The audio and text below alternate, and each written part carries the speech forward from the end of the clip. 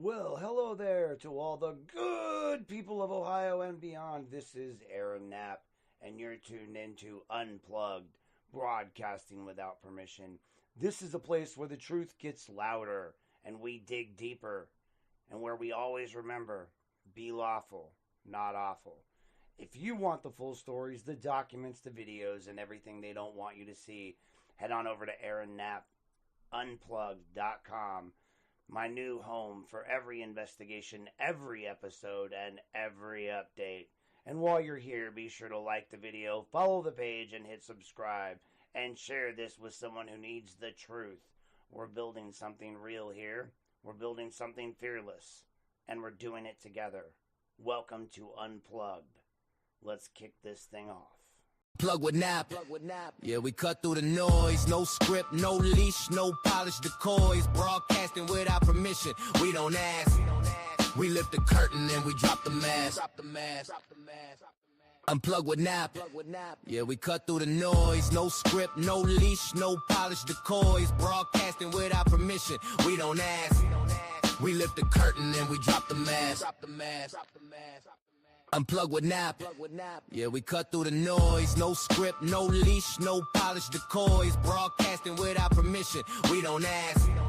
We lift the curtain and we drop the mask. Unplug with Nap. Yeah, we cut through the noise. No script, no leash, no polished decoys. Broadcasting without permission. We don't ask. We lift the curtain and we drop the mask. Unplug with Nap.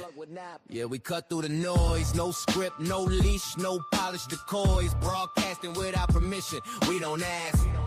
We lift the curtain and we drop the mask. Unplug with Nap.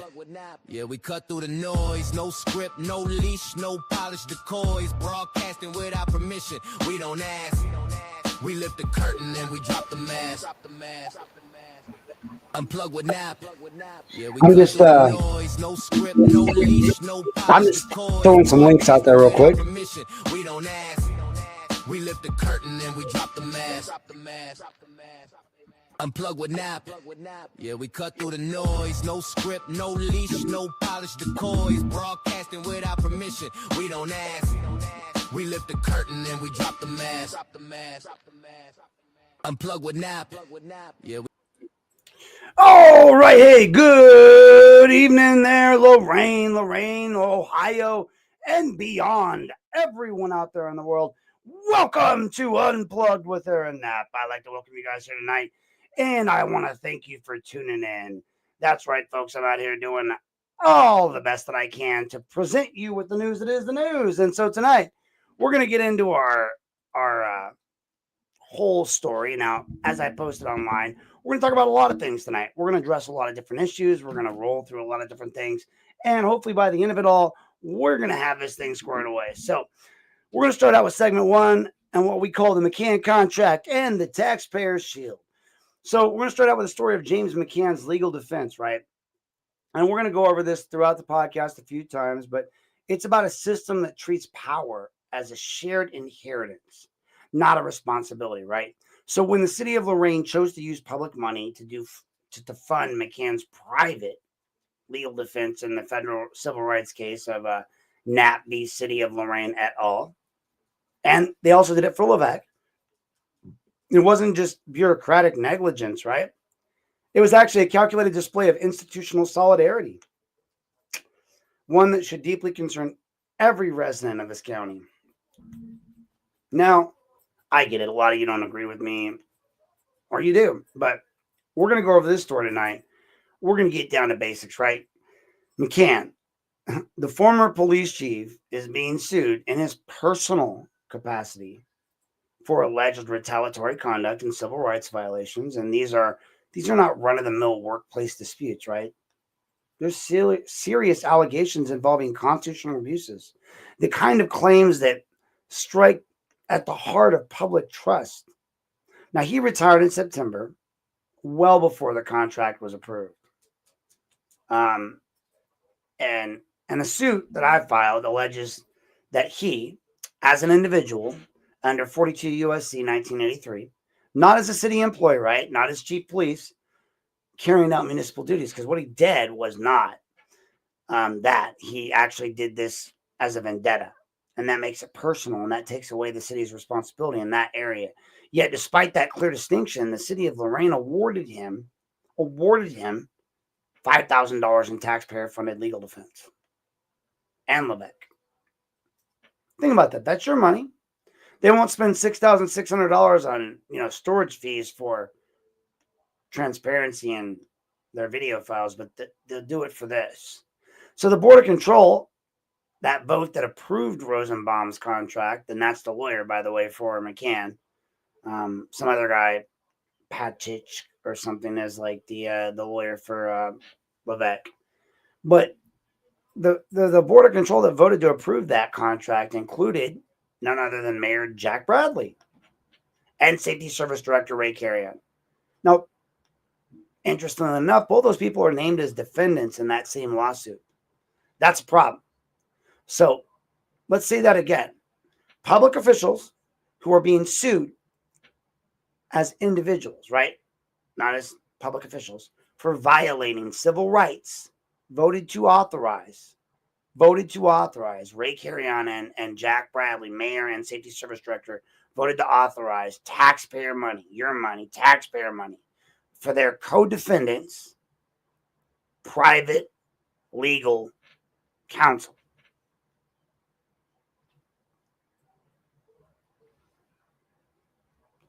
Their co-defendants, private legal counsel, folks.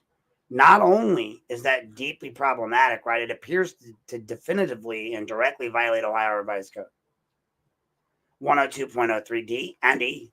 They both forbid public officials from authorizing benefits in cases where their impartiality could reasonably be questioned, right? There's no recusal, no independent review, no competitive sourcing, just not in vote.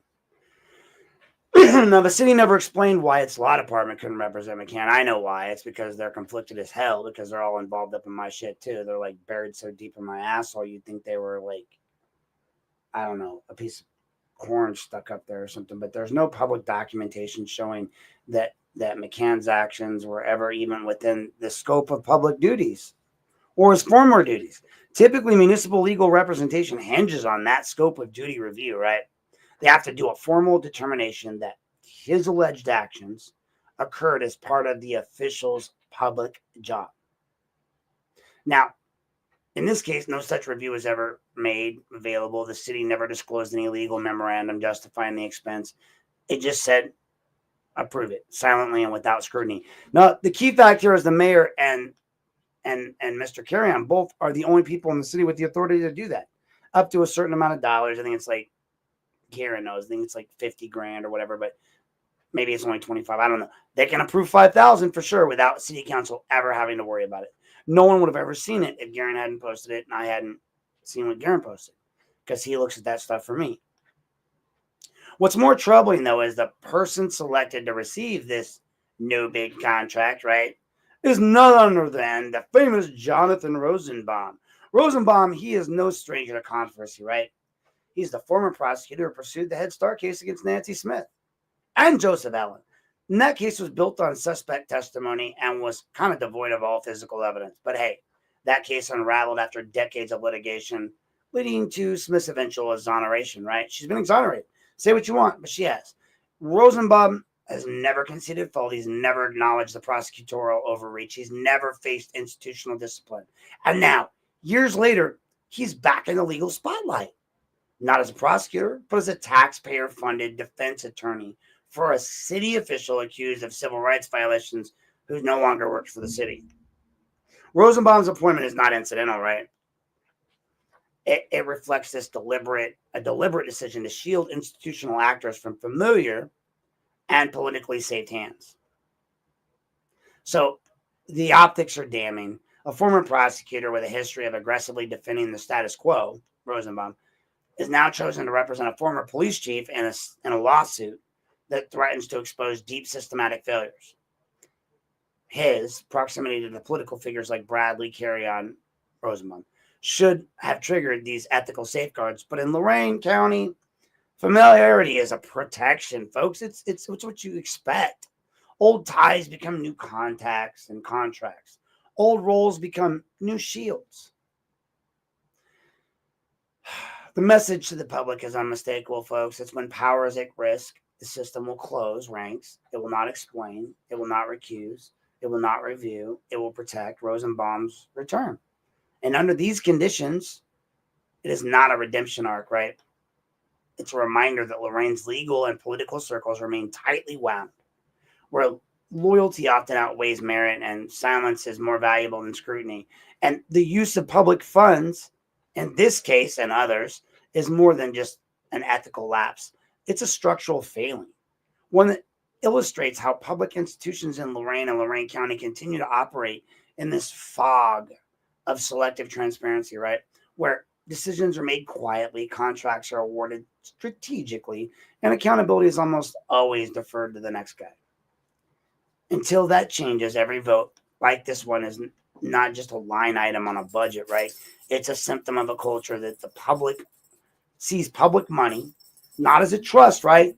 But as a tool to be used not for justice, but for insulation. Now, in our next segment, the conspiracy of silence, who really took down J.D. Tomlinson, right? We're going to talk about if the public had been told that J.D. Tomlinson left the prosecutor's office because of an internal scandal. They've been handed a hollow narrative, right? What they haven't been told is what the headlines never really fully traced. It's the deeper architecture behind his fall. The pattern of who was left behind, who remained, who stayed quiet, and who has continued to hold power after J.D. Tomlinson's departure speaks volumes, folks. And it's in those silences that the real story begins to unfold. And with that, we're going to have our first little quick break. So please stand by for our station identification and ad.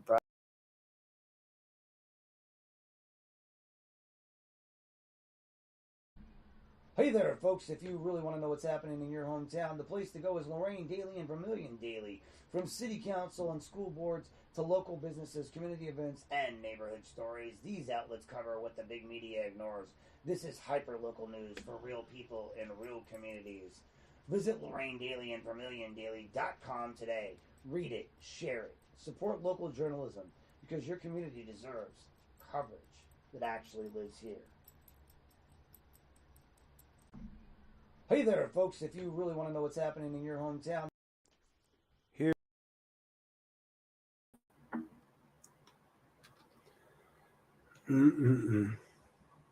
All right, folks. Thanks for sticking around for that little quick ad break. All right, we're back up. Now let's talk about who didn't leave. You guys. Thanks. None of these people are paid sponsors. Most of these people are people I respect, admire, or I'm friends with that I want to show possible ad sponsors at some point that this is possible. They can come here and advertise if I get that big, which I'm not saying I will. But, you know, when people say, oh, he's doing it for the likes, well, aren't we all? You know, I don't know. Anyway, what's the point in speaking if no one's listening? Well, let's talk about who didn't leave, right? Besides you guys. Dan Petticord, he didn't leave. Or most of the staff in the prosecutor's office, they didn't leave. But Dan Petticord is still drawing a public paycheck. So if most of the internal staff who advised on and facilitated the controversial Battistelli settlement, Petticord himself was once chief assistant APA, right? Chief assistant prosecutor. He now holds this administrative role at Lorain County Jobs and Family Services where he's among those behind the scenes, right? He's shaping the very settlement that would later haunt Tomlinson, though, when he was in his original job. He was helping frame its structure while simultaneously engaging in its internal discussions that shielded it from Corsa, the county's insurance consortium, and he was still there when that fallout began, still in standing, still employed, actually running for office as a judge. Now, so why is it that Tomlinson, JD, everybody thinks, no, listen, really quick. I know it's been expressed to me that JD himself and others, maybe even in his family, think I hate JD. I have never told anyone in this world I hate any of you people. I don't hate anyone. I especially don't hate JD. I don't hate his family. I don't hate Tia. I don't hate Aiden. Look what I did recently with Aiden, and I flipped. Like, you guys have to understand anything. I can be taught. I will be educated. I only know one set of circumstances, then that's all I'm going to deal with. I'm not going to move forward beyond that. I only act on the knowledge I know. So once I meet with, someone like Amber and she gives me more information, I start to look more into other areas. I had no reason to look into any of these people with Tomlinson. Now, I will say this much. Before Amber came along, I was like, okay. I kept asking my attorney, like, I didn't know Amber, but I kept asking him, why did everyone stay? Like, if Tomlinson's a Democrat and he staffs this office, and I get it, it's a small town, right? 120,000 county, well, I guess in the Lorain, Elyria area. But in the towns, like it's 50, 60,000 people. Maybe there's not a lot of lawyers. Maybe there's not a lot of people that want those jobs, but everyone stayed? Come on. The one on the left was Dan. And honestly, all of my sources said the reason why they put Dan where they put him was because he knows where all the bodies are buried. They want to keep him under that same Gambora something, Gambara, Pecora, whatever, law firm that protects the county. I don't know. I'm definitely wrong on those names, so don't pay attention to those. But that's the idea. He's definitely being put back into the fold to be protected is what they're saying. They're saying to me. And by they, I mean my sources. I'm not saying this is fact. I'm just saying that's. And that's why simultaneously engaging in these internal discussions and shielding it from Corsa and still being employed is problematic. So with all of that, then why is J.D. Tomlinson the one official who actually finally acted on the Nancy Smith case? Now, I know, guys, look, I was banging Tomlinson like nobody's business. I get it. Like, as Amber would put it, yes, I get it. You're hurt by this, and this, and he didn't do this. But you also have to recognize he was going through a lot then. I didn't. I don't. I wouldn't. I do now.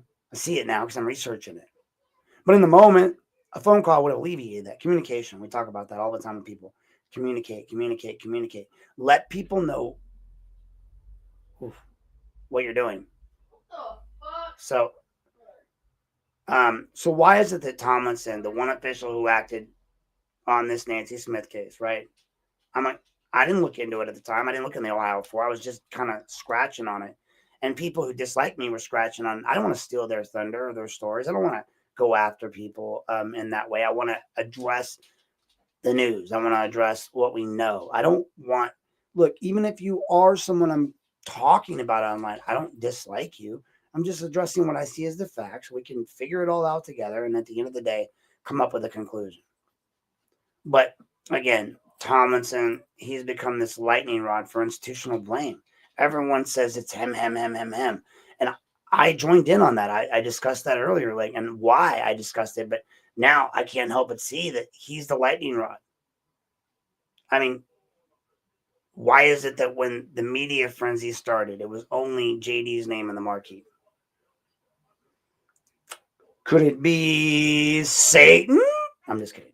That a prosecutor willing to unwind the office's most haunting legacy had become politically inconvenient. Is that what happened with JD? I mean, could that be what you guys are missing in all of this? Is that they don't realize that JD did something so fucking crazy in their minds that they couldn't see beyond it. I didn't know anything about this fucking case. I was like, oh, what? So why would I see what he did as something amazing? But again, I hadn't seen it yet. My initial reporting on all this wasn't as a reporter. It was as Aaron, the guy who was mad at the prosecutor for not responding to me because I was mad at Resendez and I was mad at Burge. Resendez first, Burge later because of what he wrote. Never really JD, but sure. The people I was hanging with, they hated him. All of them did. Not one person was short on jumping on JD when I'd bring him up. So, of course, in the moment, I probably got caught up in it. But, all that leads to is emotional damage. So, that's why his success in overturning a case riddled with constitutional concerns has drawn the ire of those who built their whole careers defending that same prosecution, right? Because they did. You think about that, folks. I don't know about that. I had to look it up.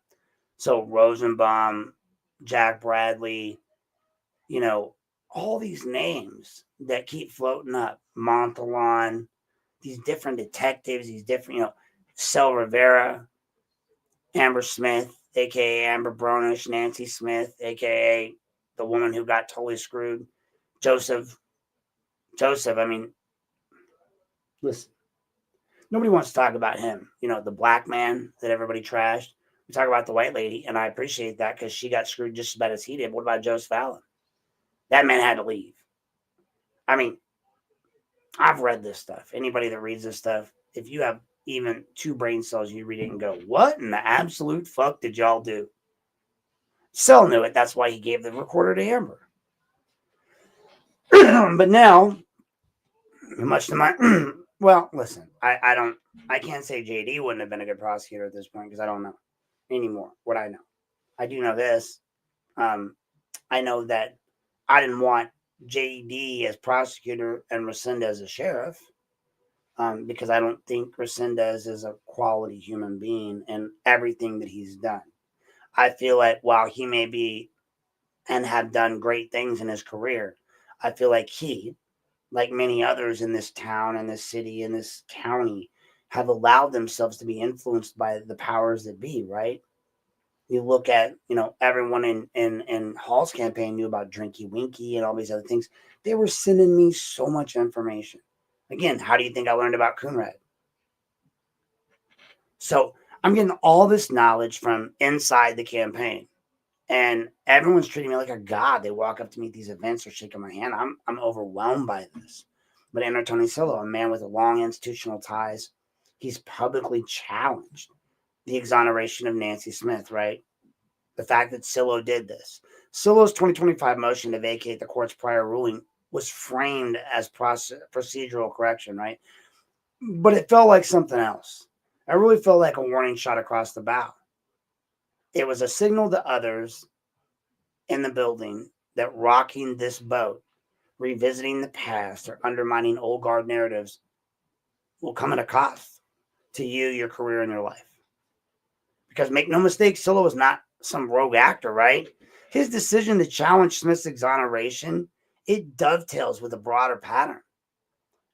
It's a movement to reclaim control of the county's legacy and its legal legacy, right? To reassert that the system never errs. We didn't do nothing wrong. We can't because we can't. And those that say otherwise, from wrongfully convicted defendants to reform-minded prosecutors like JD, to me, to Garen, to anyone that questions this verdict, to Amber herself, to even the Madhouse podcasters and Tucker who interviewed JD after Joe Rogan did. Now, honestly, if I'm JD's attorney, I would have told him to shut the fuck up and never go on Joe Rogan. But hindsight's 2020. As a journalist, I love it. It gives me lots of information. There was some bad stuff in there, but there was a lot of good stuff in there. But I mean, in the end, he did do the right thing. My initial feeling was he did pick and choose. I feel like he knew what was coming with the Battistelli stuff. That doesn't mean he wasn't set up. That doesn't mean that this wasn't a plan. But it also means he's strategizing on the go from a defensive standpoint. And if you're always making these decisions from a defensive standpoint, your decisions are always going to be questionable. They were coming at him from day one. I see that now because I've requested all the documents and they finally given them to me. I'm not afraid to ask. I'm not afraid to be wrong. I'm not afraid to be right. I'm not afraid to put my neck out there. So when people like come at me like Tia Hilton or Angel Arroyo or even Tucker, these people that are scared of what I bring, I don't care. You guys don't matter that way to me. You can't. The truth will set us all free. Be mad at me, but I promise you in the end, we're going to get to the end and everyone's going to be happy. Whether or not your guys are innocent or guilty, whether or not their guys are innocent or guilty, whether or not anyone's innocent or guilty. Like all I know is that we're going to get to the bottom of it. We're going to find out the truth because that's all that fucking matters. It doesn't matter if JD was wrong. or right. It doesn't matter if Silla's wrong or right, Hall's wrong or right, Tucker's wrong or right, Angel's wrong or right, Aaron's wrong or right, Amber's wrong or right, Garen's wrong or right, Mayor Bradley's wrong or right. None of this shit matters. Wrong or right, these are all just our words, our opinions. It doesn't matter. Because all of us at some point will find ourselves marginalized, discredited, or quietly removed when we no longer fit the narrative that overall the county needs from us or the city, right? In their mind, the organization matters. The weak links can go. Eventually, someone like Jack Hall or Jack Bradley will be removed because he's expendable. And he's at the end of his term. He's no longer politically useful. He can't just go back to being and lawyer Jack Bradley. He's developed all these other aspects of his life. Then you got somebody like Jack Hall, a reserve sheriff who was propelled into the spotlight by the people around him as the sheriff. People like me. And he associated himself with the Republicans and people like Silla. And they carried him to the top. I didn't know Silla's involvement with the AG. I didn't know he used to work for the AG. Again, all these things are being educated to me, but I listen. If somebody comes to me and says, well, F you, Aaron, you said this, this, and this about JD, but hear this. Da, da, da, da, da, da, da, da, da, da. So copy, paste, research. Oh, they're right. JD did do this. JD did do that. So what's that teach you, folks? That research is good, learning is good, and it's not wrong to be wrong. Actually, being wrong is one of the most human things you can be. It's a beautiful thing, right? Because it allows you to correct your frigging course. And it's a movement to reclaim your control of your legacy, to reassert that, even though you err, you can be better. So, in the grand scheme of things, look at the timing. Just as Tomlinson was pushed out, right? Those who helped him, who helped shape the circumstances around his alleged missteps, are suddenly rewarded with continued employment, silence from leadership, and contracts that never see the light of day. I mean, ever. Like just as Rosenbaum handed the city contract under questionable conditions, the same networks that kept Smith case alive and for decades are reinvigorated. It's not a coincidence, folks. It's orchestration. And the institutions play along. The commissioner's office, the law departments, and even parts of the judiciary. None of these people ask the obvious questions like, why were the public funds used for a payout that circumvented insurance review in the Battistelli case? It doesn't matter who did it, because to be honest, like the more I look at it, the more I think one person had his hands all over it, and only one person, which was Dan Petticord. And he was the go-between. Who's at fault? I don't know. Jennifer, whoever controlled Jennifer, whatever. I do know that the people that I'm supposedly irking were in control of not only his campaign, but somebody else's, that they're highly connected political people that I'm supposed to be afraid of. But why were internal emails contradicting the public narrative of that whole settlement never scrutinized? Why was Dan Petticord, whose fingerprints were all over this shit, both the creation and the defense of the payout, right? He made the payout happen and he defended it. And nobody ever asked that question, like, why was he on both sides of that fence? He helped craft it and then helped defend it. That's the best place to be. Because these were not oversights, right? These were tactical omissions. Hey, one person. Y'all need to share this shit. Am I not excited enough for you? Do I need to bring out a puppet?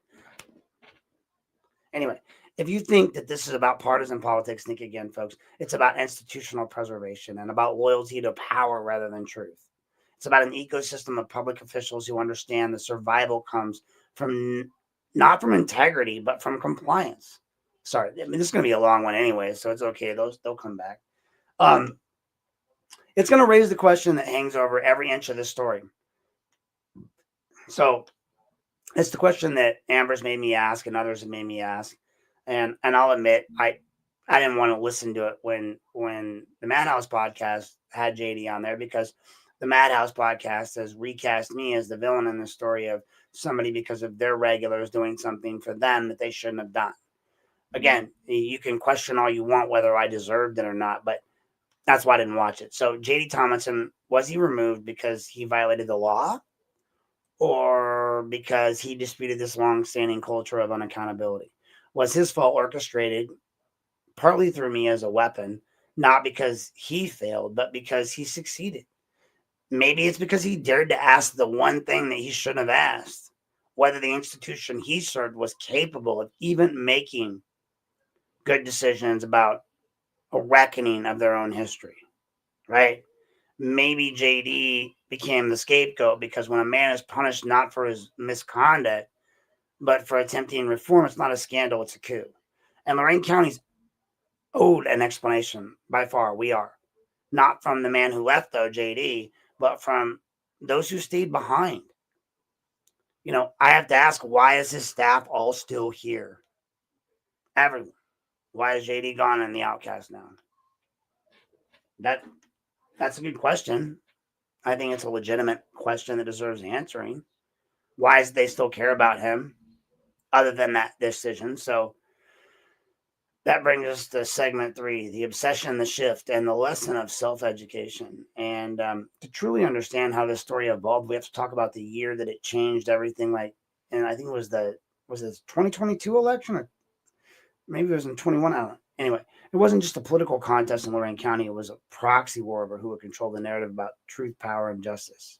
Oh, wait, no, that wasn't the 22 election. So it's 25 now, 24, like 23, 24. Anyway, the last election, not the one, I guess it was 22 because the last election, I don't know, 22, 23, the one where Hall was running, not the one where I was running. It gets so confused in my head. But it was a proxy war over who would control the narrative about truth, power, justice, and the American way, right? And I wasn't just a reporter on the sidelines, right? I wasn't even a reporter at all at this point. I was knee deep in it. And for a time, I couldn't see the whole board. It wasn't until I began looking at the Nancy Smith case and the politics around it that I was aligned with many voices of the in the old guard before that. I spoke often with Silo and I worked closely with Jack Hall, always. At the time, both men were unified in their opposition to Prosecutor J.D. Tomlinson, honestly. And to be honest, so was I. We all shared a belief that something shady had gone on in that settlement and that the public had been misled. That doesn't mean that it was JD. It could have been Petticord. It could have been anyone in that system. It could have been the people I was aligned with pushing that through Petticord. It could have been, Dave Moore, Republican, pushing that through Petticord, supposed Democrat, through to JD, who, when Petticord actually ran the whole settlement. I don't know. It all seems a little hinky to me, but hey, I pushed that story as much as the next guy did, and I pushed it hard. I filed the records request. I got the Barilla Rosenbaum, everything. I have all the paperwork, which really questions why Rosenbaum could be allowed to represent McCann, considering how much anyway. But I wrote like someone who believed in the truth that I had, and I had it by the tail. What I didn't realize then, and what I only became like clear later, is that, well, obsession can become blinding, right? And that's what it was. Not reason, legal disagreement, not a good faith dispute about the facts. It was an obsession, an unrelenting fixation on discrediting Tomlinson. One that consumed Hall, one that still consumes Silo, and seems to feed conversations that began to feel less like legal analysis and more like political targeting. Every email, every document, every story that was shaped around a single premise, Tomlinson's got to go. And I was caught up in that shit. It wasn't until, much later, after I was only in my own shit, that I met Amber Brownish, who I later found out was Amber Smith, someone whose questions didn't quite align with either faction, right? And I started to feel that the ground shifted beneath me. Amber wasn't trying to score political points. She wasn't invested in any political or party personalities. She was invested in patterns, and she had also been digging through the public records, but her questions cut deeper into her mom's case and why were certain payouts structured in ways that bypassed oversight? Why were some attorneys hired without process while others were sidelined? Why were politically connected figures always in the room when the doors were closed? These questions they set with me, right? They wouldn't leave me alone. They dug at me. They picked at me. And so when I went back to the records, I went deeper. I reread every email I've ever received and every email anyone's ever sent me and every email chain, all the stuff Jack sent me, all the stuff Hall sent me, Solo sent me, everyone sent me, Jack Bradley, anything. I tracked every campaign finance report. I pulled every version of the contracts and requisition forms tied to the Battistelli payment. I have the entire files. I have the Rosenbaum, filings, everything, and the city's legal maneuvering. I have it all. I got it all. I have an entire file full of all the depositions of everything that was done. And what I saw was not just one-sided scandal. It wasn't. What I saw was a system of mutual protection, a framework where the old guard and that politics weren't really just surviving. They were thriving, right? Where a public resources were redirected, not for our benefit, the public, but to shield the insiders of the political mechanism and machine. Where ethical walls meant to separate public duty from private loyalty had all but eroded. The most damning of all that I saw was that I had missed it. I let the proximity to one side of the fight limit my vision. That realization was hard. All right, I'm gonna admit it. But it was necessary. Because journalism that never evolves is just noise. And the duty of any investigator, or any journalist, or any person who claims to care about the truth, right, is not to protect their pride. It's to always test them consistently, constantly, relentlessly, especially when they begin to sound convenient, right? The moment that I stepped back from the City Hall orbit and looked, I saw that the campaign to remove Tomlinson wasn't about a single settlement. It was more about power. It was about restoring a version of Lorain County where inconvenient prosecutors were pushed aside, where hard questions were punished, and where institutional memory could be rewritten in favor of those who never wanted the change to begin with. And that's where Amber and her mom's case matters. That's where the Smith case comes in, right? That's why Rosenbaum's contract matters. That's why who stays and who goes inside the county government matters. That's because none of these moments are isolated. They are all part of a system that protects itself by keeping people confused, divided, and focused on the wrong villains. And if there's one lesson I've learned through all this, is that self-education is the most radical act you can commit in this whole thing. You have to be willing to follow records past your own opinions and your own fucking nose. You have to be prepared to question your own reporting, your own answers, your own everything. You have to dig beyond the surface, because in a system where everyone is spinning, only the documents don't lie. And sometimes even they get manipulated. The truth isn't easy, folks, but it's always there. It's buried in the PDFs, the meeting minutes, and in the procurement logs, the campaign donations. And once you learn to read them, like me, like Garen, like others, not just skim them, not just quote them, but really fucking read them, dig in, that is when the story actually changes. And so do you, folks. You will. Again, we're at 38 minutes, folks. I'm telling you, we're at segment 4, and I'm pretty sure I've got like 13 segments, so it's going to be a long night. I'm letting you know. And if you don't stay to the end, that's fine. These will be put out later. This is going to be live, and then it's going to be recorded. It's going to be on the website. So you don't have to stay to the end. But I am going to run my podcast as I do. I'm going to run ads. I'm going to do what I do, because that's where we're at today in today's society. Yes, as Tucker would say, I am doing some of this for likes. I do want likes. I do want your opinions. I do want you guys to come and click, add, and subscribe. I want you to have your friends click, add, and subscribe. Obviously, I do. I don't want to speak to just no one. And I definitely want to speak to the people of Lorain. And I want you to understand I'm not Democrat or Republican when it comes to my reporting. On both sides. So when we get to segment 4, it's going to be Petticord's mini hats, the machinery of the influence. And we're going to get into that just shortly, right after I run this next ad from one of our sponsors.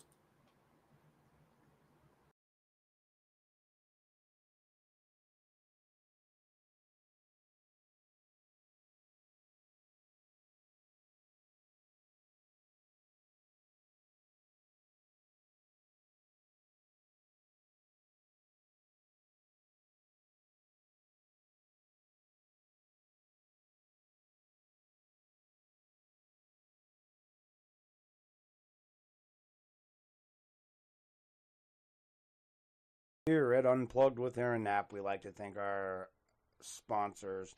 We have a few unofficial sponsors tonight, and they are definitely not paid sponsorships. I want to throw out there a big thank you to Joseph Jones and Eric Jones of the Lorain Daily and the Vermilion Daily. They have a local news page. You should check them out. They do plenty of great work broadcasting all the news that is the news that you want to have in Lorain and Lorain County. So check them out. Also, please, if you need any legal services, feel free to reach out to Robert Gargas. You can find him listed online. He's a fine attorney and comes highly recommended by yours truly. And last but not least, I want to mention D&C Radio. Please make sure you check out one of the up-and-coming internet hip-hop stations and all of their shows. They put on a lot of shows. You have the Never Outdone show. You also have the Eric Bowen show, Speak Up, Speak Out. So please make sure you guys check them out as well if you're looking for your latest and up-to-date hip-hop artistry. Thank you for tuning in. This has been a non-paid sponsorship brought to you by Unplugged with.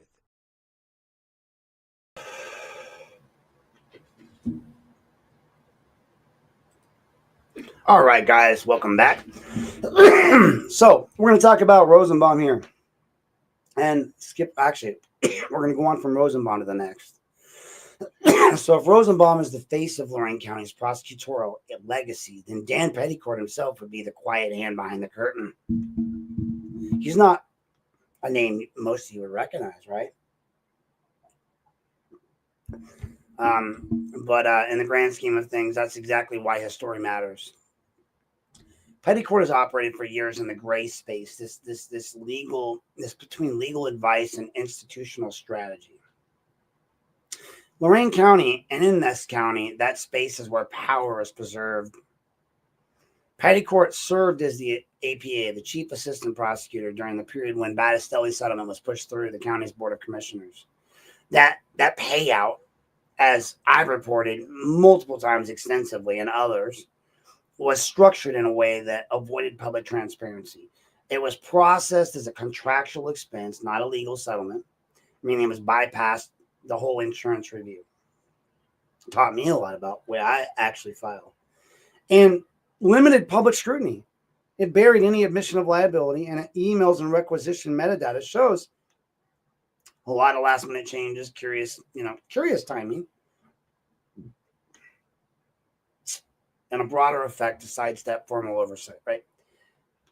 It was Petticord who, based on all the available records, appears to advise the whole structure of the Battistelli agreement, right? He didn't put his name on the vote, but he was all over everything. He advised Tomlinson on how to hide it. Then he advised the commissioners to pass it. Like, the only one consistent is Petticord. Not JD, not the commissioners. Not Moore, not anyone but Petticord. Petticord's there. He didn't put his name on the vote. He didn't sign the check, but his fingerprints are all over it. I mean, his fingerprints are on that freaking check like a pedophile is on a kid. Like, at the time, he worked directly with the Board of Commissioners, with Dave Moore, with Jeff Riddell. His job was to provide them legal counsel, tell them basically what to do. Say, yeah, that's legal, that's not legal, right? And by all indications, he did exactly that. He was a counsel that enabled a payout to a politically connected employee and his boss's girlfriend while minimizing public accountability. It was a strategic maneuver. But was it legal? Was it ethical? Was it transparent? That kind of remains unresolved, folks. Like, what's clear is that the structure benefited from the system more than the public. And the person shaping it still remained behind the scenes, Dan Petticord. And that's where it kind of takes a twist. Not long after the payout went through, Petticord shows up again, right? After JD loses the election. Look, I'm sorry. Okay. Should have called. this time no longer inside the prosecutor's office. Dan Petticord answers from his email, his new work email, but he's representing the county interest in litigation involving, the very, records. Oh, wait, I'm sorry. This is a different side. So then later, he's actually dealing with the litigation involving the very records he wants to help shield. Specifically, he was involved in the efforts to oppose the release of the settlement documents tied to Tom Barilla in a case where public access was at stake, and the commissioners fought to keep any key details hidden about the Tomlinson settlement or the Battistelli settlement honestly, we should just call it the Petticord settlement because he's the one that fixed it. And before that, we had this, whole matter of Rosenbaum representing Barilla in the whole matter of the records. And I just, all these names are everywhere, right? And they all have a peculiar way of aligning with convenience. So now Petticord holds this administrative post at the Lorain County Job and Family Services. He's still a public employee. He's still on the payroll. He's still involved with everything. And if not in the front curtain, he's actually just off the stage. He's like the Wizard of Oz, that pay no attention to the man behind the curtain, right? The legacy of his advice, the structural choices that helped implement and continued access, it echoes across the county government. Petticord is everywhere. And there's the problem with power that hides in plain sight, right? It's not always the headline names like J.D. Tomlinson or Tony Silla who shape the outcomes. It's these institutional attorneys, the ones giving advice to Jeff Riddell, county commissioner, long after they're no longer allowed to. They're the legal strategists, the people who know exactly how the system works because they've been in it. They've navigated. Hell, most of the time they've set the rules of the game. That's like asking the guys that invented Monopoly to play you at Monopoly and then arguing about the rules, about free parking with them. But whatever, that's how the system works and how people tend to move within it without triggering alarms. And that's what makes Petticord's role so concerning. It's not just mobility between functions, it's absence of any meaningful guardrails around it. One day he's a prosecutor, the next he's external counsel, no revolving door issues, right? The next day he's departmental administrator. And at no point does any public inquiry into these transitions raise any sort of ethical flags. Everyone's like, oh, that's fine. Well, he's running for judge, and supposedly JD gave him permission. JD shouldn't have. I'm sorry, that was one of the things that pissed me off, is that you gave Petticord permission to run and you shouldn't have been given permission. But now that I see where you were at, I get why. You just wanted these people out of your life, out of your hair, out of your fade. At no point has there been any inquiry into whether these transitions raise ethical flags. At no point has there been a review of the conflicts they might create. And all while the system benefits from this quiet continuity. What's that tell you or us? It tells us that the structures of government in Lorain County are not built for this disruption. They're built for preservation. The same hands that guide the process across years and across roles, and when questions emerge and answers dissolve into a fog of procedural ambiguity, it tells us that legal strategy has become the mechanism for managing perception in Lorain County rather than ensuring accountability. And most of all, it tells us that without transparency, the machinery of influence keeps turning and turning and turning quietly, efficiently, and always just slightly without our reach. That brings us to segment 5, my case against the city of Lorain and the anatomy of a conflict, right? The next part's kind of personal because I'm not just a journalist reporting on institutional misconduct in Lorain County. I'm the plaintiff in a federal civil rights lawsuit, Nat v. Lorain, City of Lorain et al. And what I'm about to do is walk you through it, not in theory, but it's documented fact. It's the autonomy of the local government using public resources to protect itself from public accountability. It's what happens when officials blur the lines between the office they hold and the interest they want to shield, right? So when we get to that next section, but before we do that, I'm going to do a quick break because we're doing 12 sections here. So we're going to do a quick break in between each section that kind of focuses on one very specific thing. So this one's going to be about voting, folks. And this one's going to be not about voting, actually. It's going to be about going to your city council meetings. Your city council meetings in Lorain are on Mondays and they're on Fridays. And so I have a little quick ad here Mondays, every first and third Monday of the month, Monday and Friday is the commissioner meeting. So we're going to talk about Lorain City Council meetings, why you should go and how you should go. So real quick sponsorship ad about Lorain City Council meetings and making sure you go to represent your. Hey there, folks. Aaron here at Unplug with Aaron Knapp. I want to give you a quick reminder for everyone watching that the City of Lorain holds its regular City Council meetings on the first and third Monday of every month. And those meetings are not just for council members. They are for residents. If you care about what happens in your city, and if you speak or want to speak on an issue, ask a question, or simply be present and informed, showing up matters. Participation matters. Even sitting in the room and listening matters. You do not need to be an expert on any of this. You do not need permission to care. You do not need to do anything other than just show up. So check the agenda, folks. Mark your calendar. And if something affects your neighborhood, your family, or your future, take a seat, raise your hand, and make your voice part of the record. Lorain City Council, first and third Monday. Your city, your meetings. Those council meetings start at 6 p.m. Eastern Standard Time, and they're held inside of City Hall. Make sure you attend this Monday's meeting. Hey there, folks. Eric.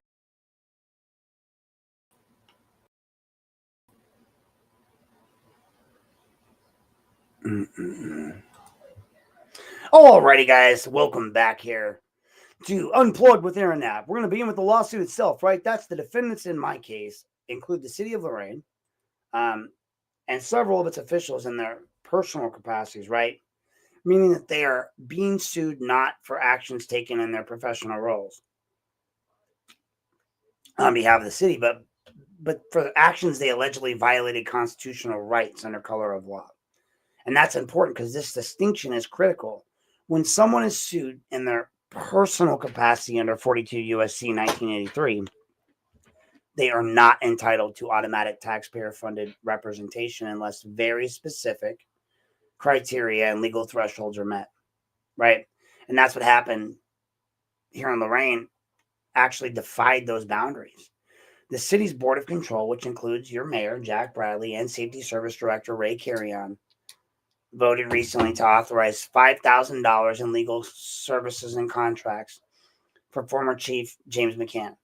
And then they offered another $5,000 for Joseph Levesque, the assistant law director. Both these men are personal defendants. They're personally named, not professionally named, as defendants in my lawsuit. Neither is, one of them is, McCann's not a city employee. He retired. But Levesque is a contractor. I don't know if he's a contractor, just straight employee, but he works as police legal counsel. And yet the city has approved taxpayer money to pay for their private legal defense, even though neither one of them should be allotted that because they're being personally, not, business-wise sued.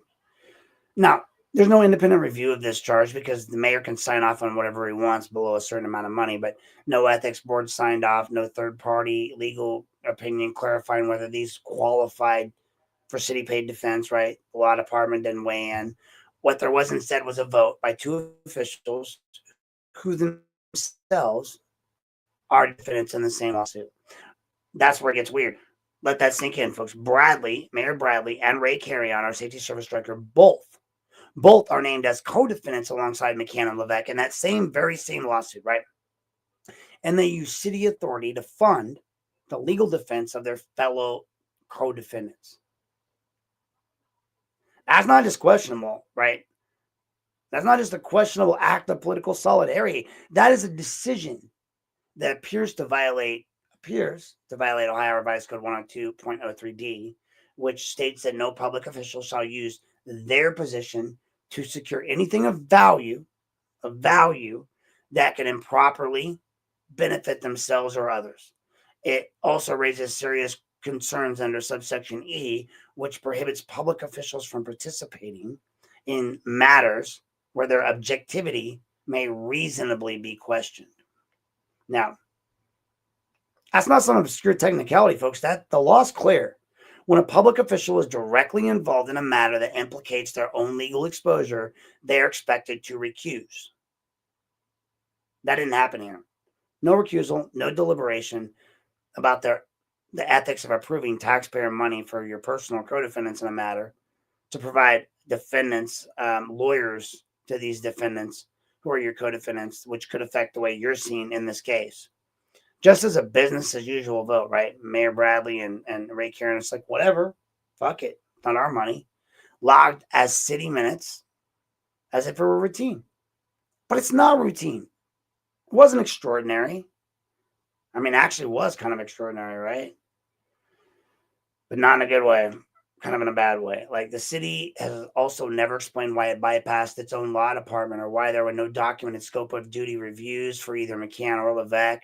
Typically, when a city decides to do this or to defend any current or former employee, it must first determine whether the alleged allegations or actions were within the scope of their official duties. That review is essential. It's the line between public liability and private misconduct. But in this case, no such review was provided to the public. No legal memo was issued and no justification offered, because I asked. And this is where the names matter, right? McCann was represented now by none other than Mr. Jonathan Rosenbaum, the same prosecutor who led the Head Start case against Nancy Smith, the same Rosenbaum with deep ties to Lorain's political establishment. Levesque's attorney, also secured through public funds, is out of Cleveland. I don't know what his ties are. I didn't really look too deep into him. His name doesn't pop up a lot. I do know that he got mad at the city for trying to ask for his Social Security number, his partner's Social Security number, all this other stuff. It was like, look, we don't work in Lorain. Like, Lorain was trying to strong arm their own attorneys into giving the Social Security number and paying taxes in Lorain just to work in Lorain to defend Lorain people that they shouldn't have been defended to begin with. But he was secure with city funds too. Both men, one man retired before the lawsuit even moved forward, because McCann retired in September. And the second one is our current, I guess, legal director of police affairs. Yet both were insulated with public money authorized by their own co-defendants. And again, it doesn't matter if they work or don't work for us. It matters that they're being sued personally. That'd be like if you were driving down the street and you ran somebody down and then you got sued personally for it. And then they also said, well, we're going to sue your job. Well, I wasn't even at work. So that's not legal due process. That's institutional self-protection masquerading as public duty, right? And it tells you something fundamental about how city government works in Lorain. Not how it says it works, right? But how it actually works. It tells you that when a civil rights lawsuit threatens to peel back the layers of political favoritism, those in power will close ranks, right? They don't seek transparency. They will not ask the tough legal questions. They will insulate each other quietly and efficiently in a way that using the very resources that are accused of being misused. They're saying are being misused. My case itself is not about what happened to me. It's about how the city responds when it's called to answer for its own actions. So far, the response has been silence, procedural evasion, and taxpayer-funded legal maneuvering. It should alarm every resident who actually believes public money is supposed to serve the public interest. It should concern every advocate for good government who understands that conflict of interest is not a gray area. It's actually a red flag. And it should kind of raise questions that cannot be answered with silence or secrecy. And so that brings us to the next section. Next up, we're going to review how the same web of political insulation stretches from Lorain County, to the prosecutor's office, to the courthouse. How that fallout from the Smith case continues to reverberate through and across generations of local leadership. And that's going to bring us to the fallout. Like, what happens after the reformer's gone, after J&E's gone? So when Prosecutor J.D. Tomlinson left office, it wasn't a scandal. It wasn't with the scandal, right? It wasn't criminal charges or public disgrace. It was with silence. Deafening strategic silence. And that silence is precisely what should worry anyone who believes that these institutions should be accountable to the people they serve, us, the public. Because when you look at it, what followed wasn't just quiet exit. It was an orchestrated reshuffling that left the old guard intact and made Tomlinson the only casualty of a systematic reckoning long overdue. Let's start with the bizarre and unprecedented move by current prosecutor Sillo to vacate the 2022 ruling, I think it was 22 or 21 ruling, that cleared Nancy Smith and Joseph Allen, right? On paper, it's a motion for legal clarity. In reality, it's institutional act of vengeance. Because, make no mistake, it's not about the law, it's about power. Solo, who never led an effort to correct the record in the decades following Smith's conviction, now wants to actually reverse the one meaningful step towards justice that the office has ever taken. Why? Why, you might ask? Well, because it wasn't his step.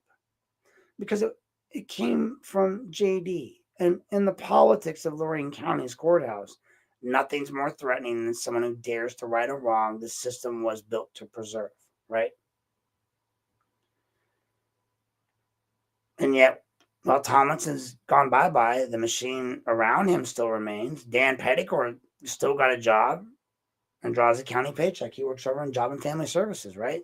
Staffers who helped execute Tomlinson's policies, Zamba, Pluto, Prue, they all remain comfortably employed, unscathed, even as the man that brought accountability to their doorstep, J.D. Tomlinson, has been erased from institutional memory. That kind of selective fallout tells you everything you need to know. Reformers are disposable and gatekeepers are protected. That's especially galling considering how quickly the narrative was rewritten, right? The very people who enabled decades of silence on the Smith case now want to paint Tomlinson as the reckless one, as politically unstable. It's projection at its finest, folks. It's gaslighting. Because the truth is Tomlinson did what none of them had the balls to do. Oh, I'm sorry, I was supposed to say courage. He forced this legal system to look at itself and go, hey, you're fucking ugly. And the moment he did that, the knives came out, right? Not just from inside his own office, but from a network of political actors, some with robes, some with gavels, some with keys to boards or control meetings, some who have built their careers on avoiding the hand and the hard questions, some who work within the music industry, some who worked on his case. I mean, again, where do you think? I mean, look, you guys can be mad at me for mentioning the Campanas or what? Campana. So you have Battistelli and Campana on one case. I mean, one election case before JD, and then you have Campana and Battistelli apparently running JD's election campaign. I don't know these people. I get it. You guys want me to be all scared. Oh, you mentioned PC Campana or music Campana. So what are they going to do? They're going to hunt me down? I don't have anything to take. You guys have taken everything. Why? By you guys, I mean McCann in the city. So I'm just reporting the news, folks. So what? Is that why the Chronicle always avoids any questions that are hard? They're all scared. Why should I be scared of the truth? Why should you be scared of the truth? Why is telling the truth problematic to you people? I don't know. Not everybody, but some of you. But here's where it gets personal, right? I saw it all up close. During the election, I found myself caught in the current of this bizarre, obsessive campaign. I was working with Jack Hall, and Hall and Silla were united not by a vision, but by a singular goal. Stop JD, stop Rich, stop the Dems, everything. Every conversation, every rumor, every whisper in the clerk's office or in the courthouse steps always circled back to Rich or JD. It wasn't until I met Amber that and continued my own research, right?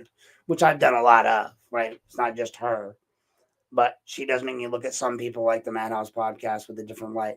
Doesn't mean I don't tell my story still. I mean, again, he can be mad as he wants about what I say about Santa Claus. I'm not saying it about him. And Gito's not his employee, and he jumped off his podcast.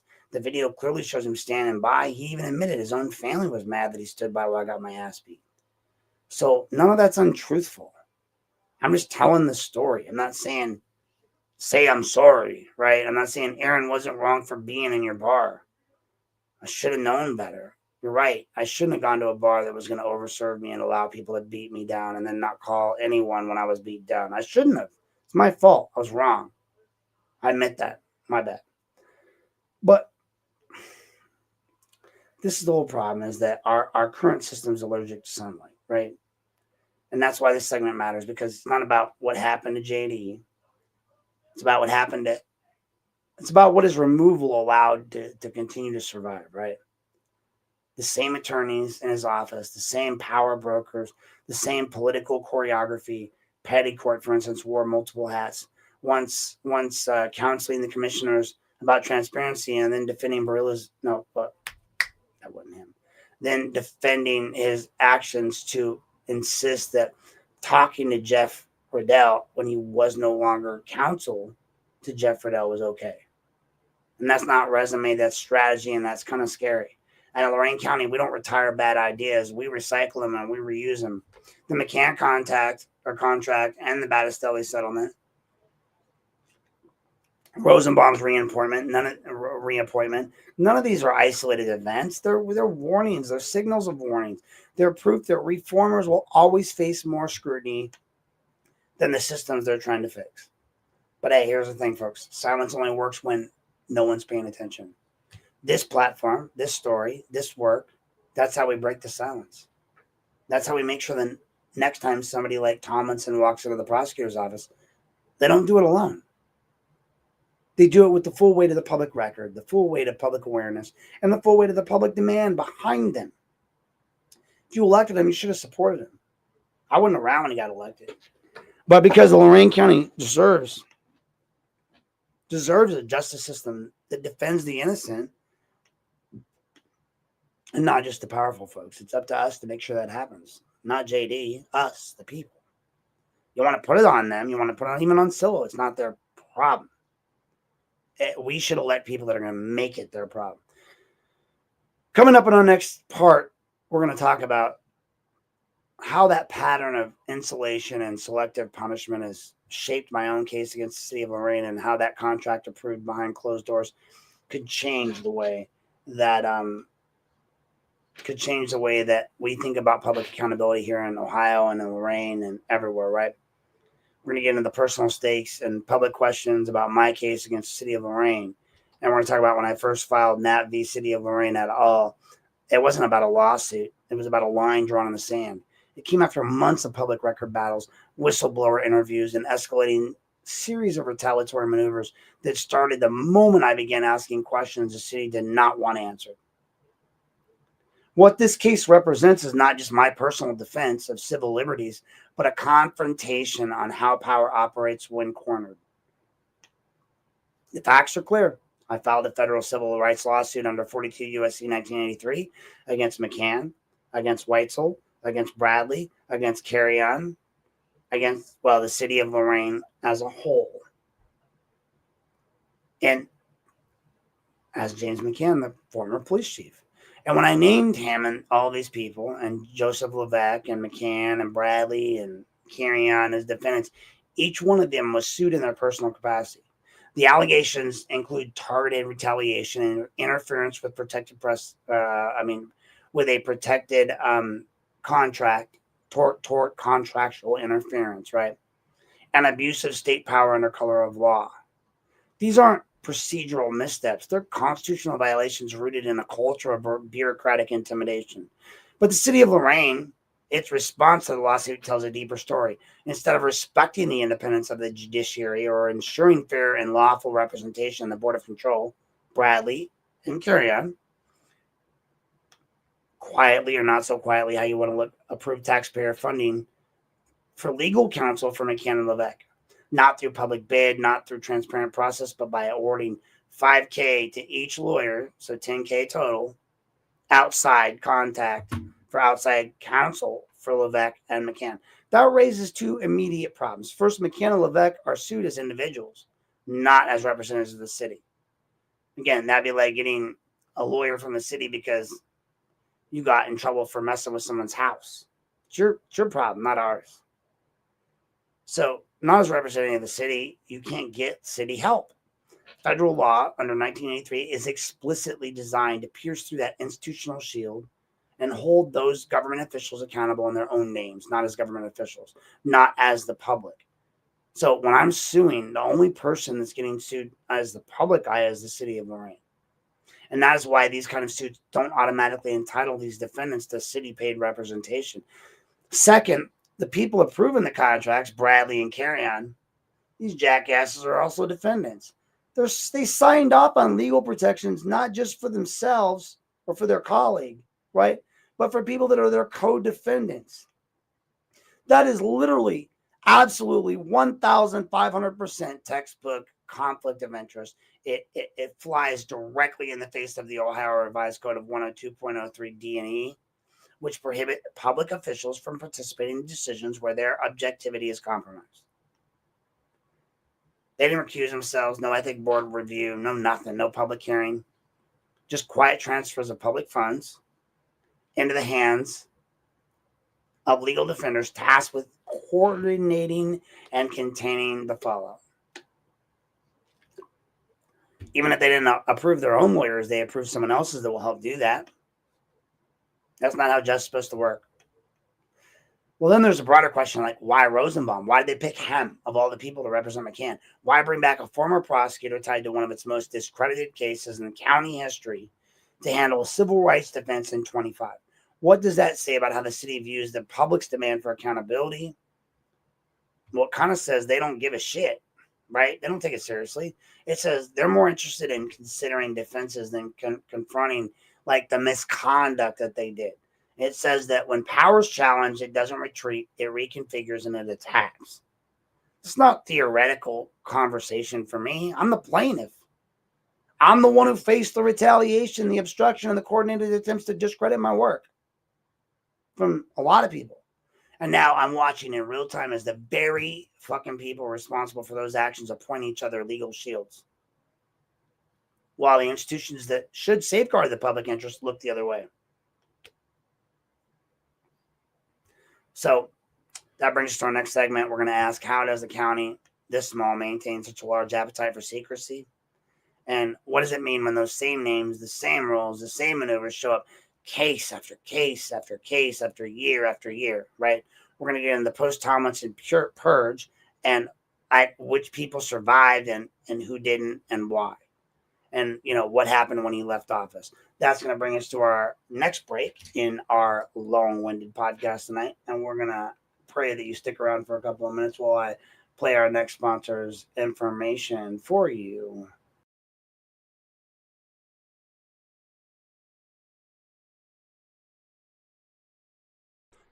Hey there, folks.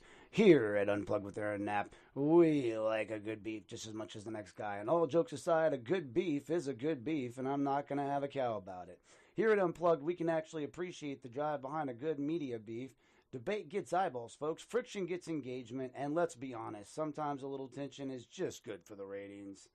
So if you're looking for more coverage of the Nancy Smith case, and if you want to hear commentary supporting Amber Bronish, or if you want to hear clips from my own podcast, rebroadcast and discussed at length, sometimes in episodes that are almost entirely and seemingly about me, then I am going to send you directly over to the Madhouse Podcast, the Madhouse Bar Talk. Yes, seriously, folks, this is a real ad. Unpaid sponsorship. Their mentions have probably driven my views way ahead, and rather than pretend otherwise, I'm going to return the favor by giving them free ad space during tonight's show. No animosity, no drama, just media reality. Now, for clarity's sake, and because I actually care about, the things and doing things the right way, I am not using any of their copyrighted images. I am not playing clips from their podcast. That is intellectual property, and in Ohio, if I did that improperly, they could definitely sue me. I am not interested in that, and if you do not believe me, look it up. So, if you want their content, go directly to the source. Head on over to the Madhouse Bar Talk at YouTube at youtube.com/@Madhouse Bar Talk. That's MAHDHOUSEBARTALK. And that's where you will find more Amber Bronish, more Nancy Smith coverage, and yes, more commentary involving yours truly. Although I would ask moving forward, and I will say this once and only calmly, I do ask that my intellectual property not be reused without permission. That does not stop anyone from criticizing me, discussing me, or disagreeing with me. I fully support that. But I do have a right to tell my story, just as they have clearly told theirs. That's it. That's the statement. No feud, no meltdown. No cows were harmed in the making of this ad. Now back to Unplugged.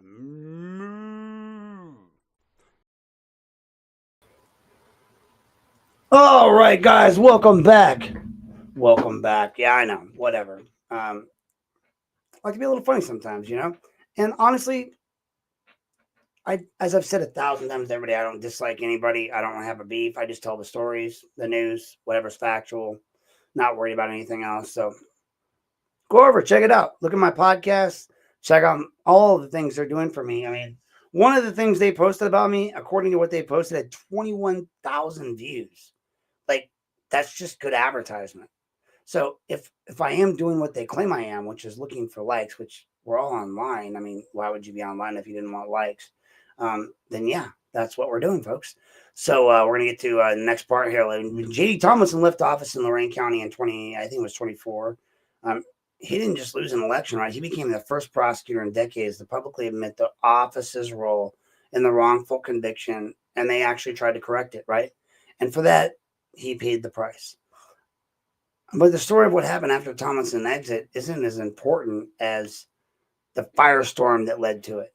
Because while he was removed, nearly everyone else stayed. The old networks, everything remained untouched. So let's start with the most telling piece of all this, the continuity, right? Dan Petticord. He was once chief assistant prosecutor under Tomlinson. Now he holds an administrative post, a Lorain County job, job in family services. He never faced any real consequences for his role in the controversial settlements or his shifting stances on public disclosure. This is the same Petticord who, according to the records, gave private legal advice to Commissioner Jeff Riddell on county matters, on hiding salaries, while simultaneously managing sensitive legal decisions behind the scenes, right?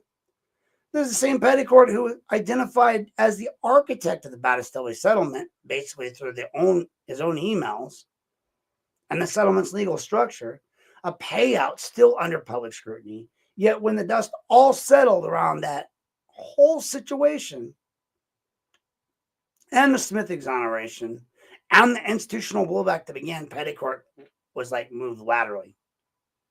Not out, just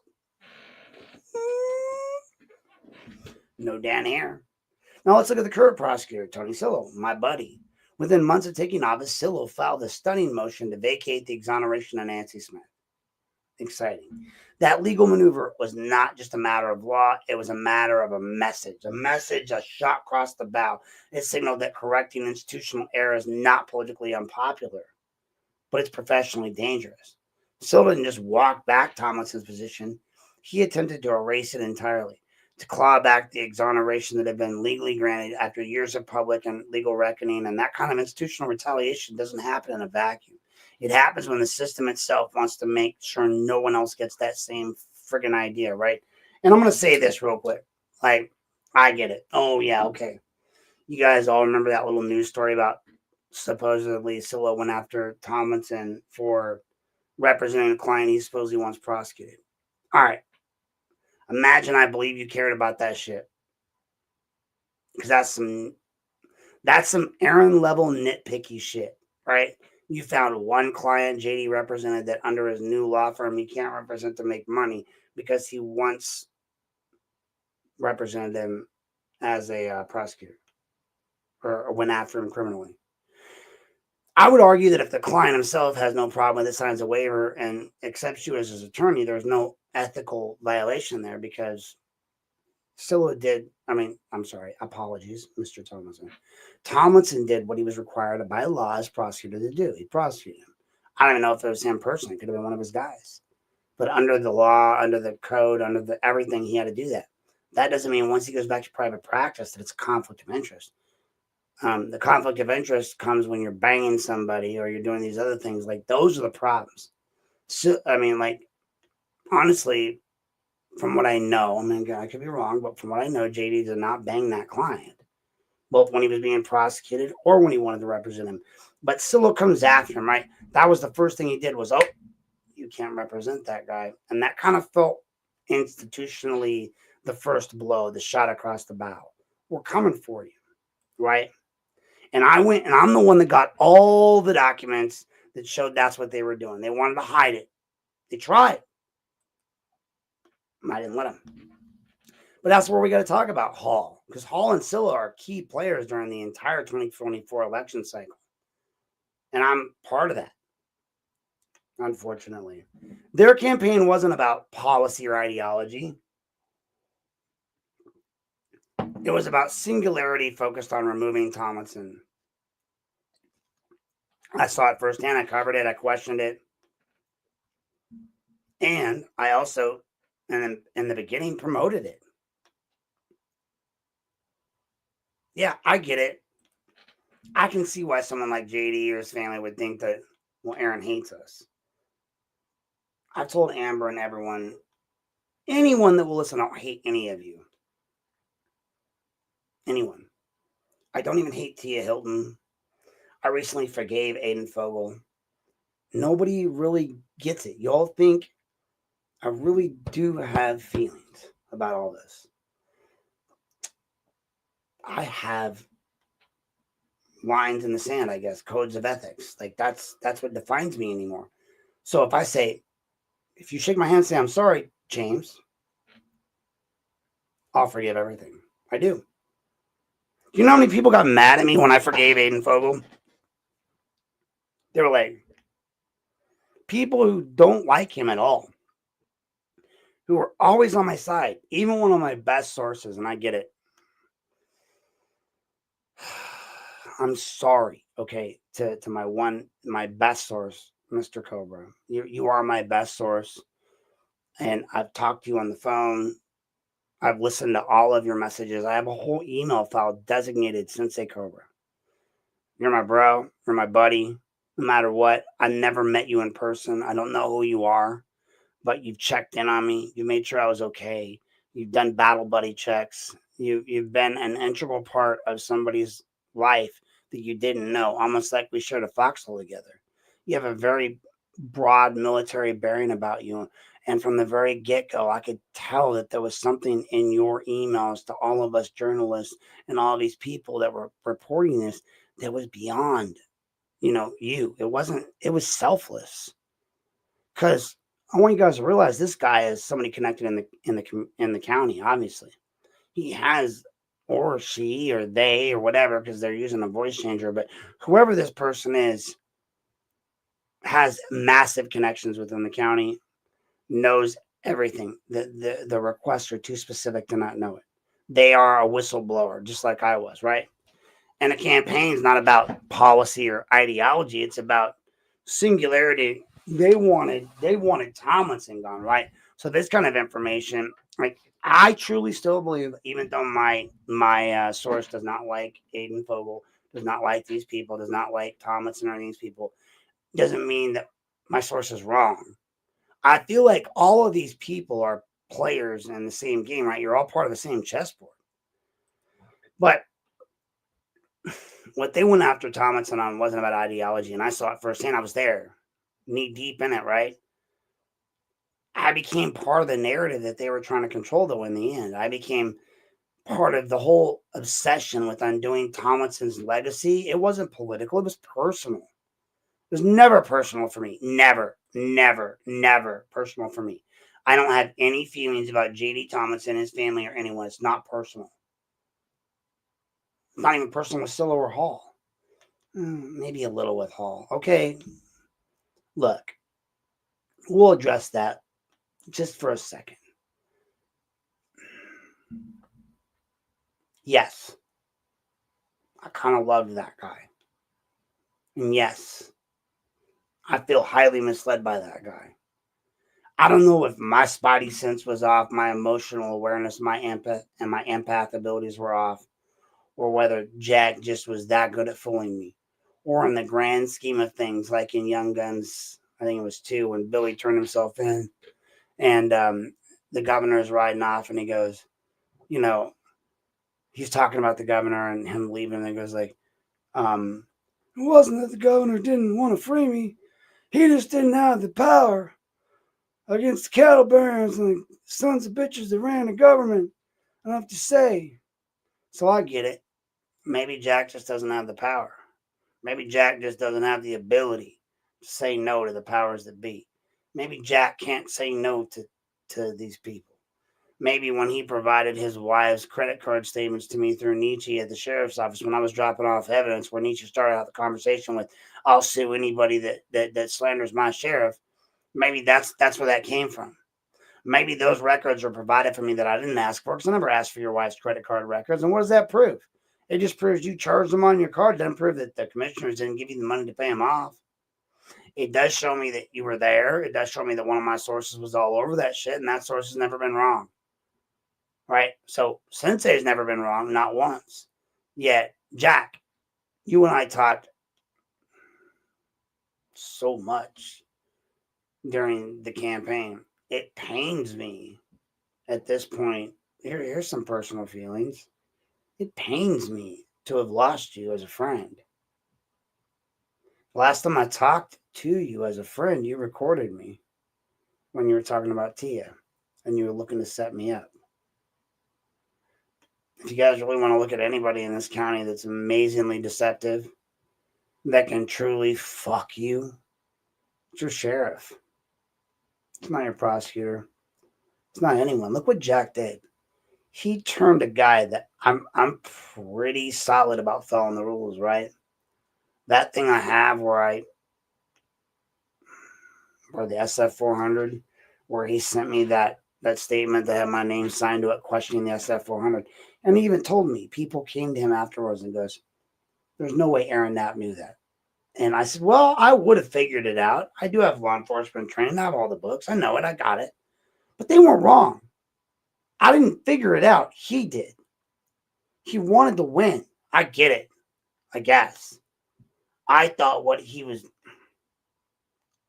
naively believed that what he was doing was for the best interest of people, not the best interest of Jack Hall.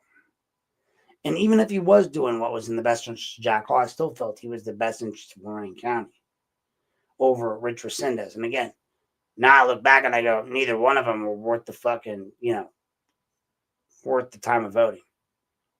We need somebody as sheriff that's going to be above everything. Somebody that's going to be, I don't know. It can't be me because I'm not a cop.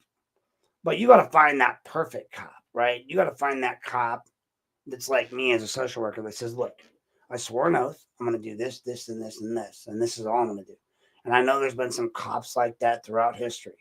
Not all cops are bad. I don't give a fuck. You guys, I know you think I think that. I don't hate cops.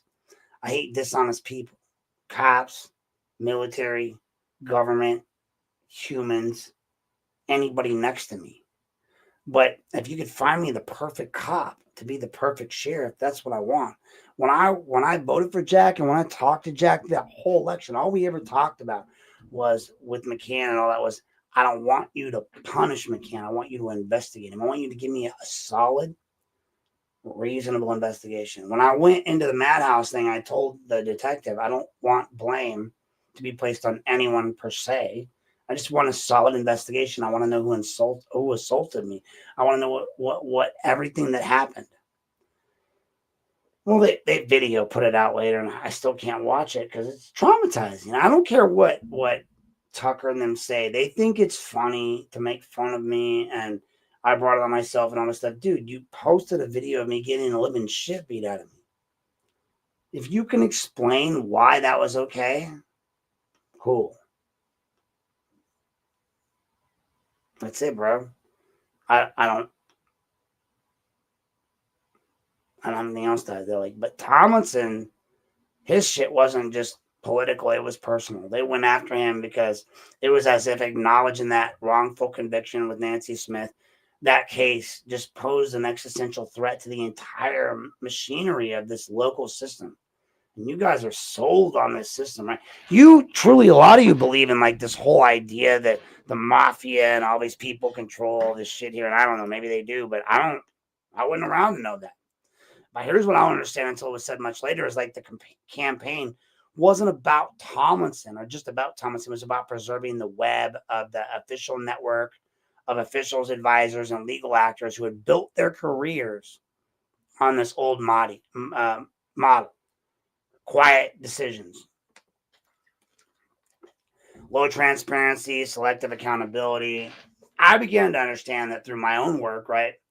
That It wasn't until, in the end, though, that I met Amber, that my continued expanding of my records and my research, that the full scope of the pattern became clear, right?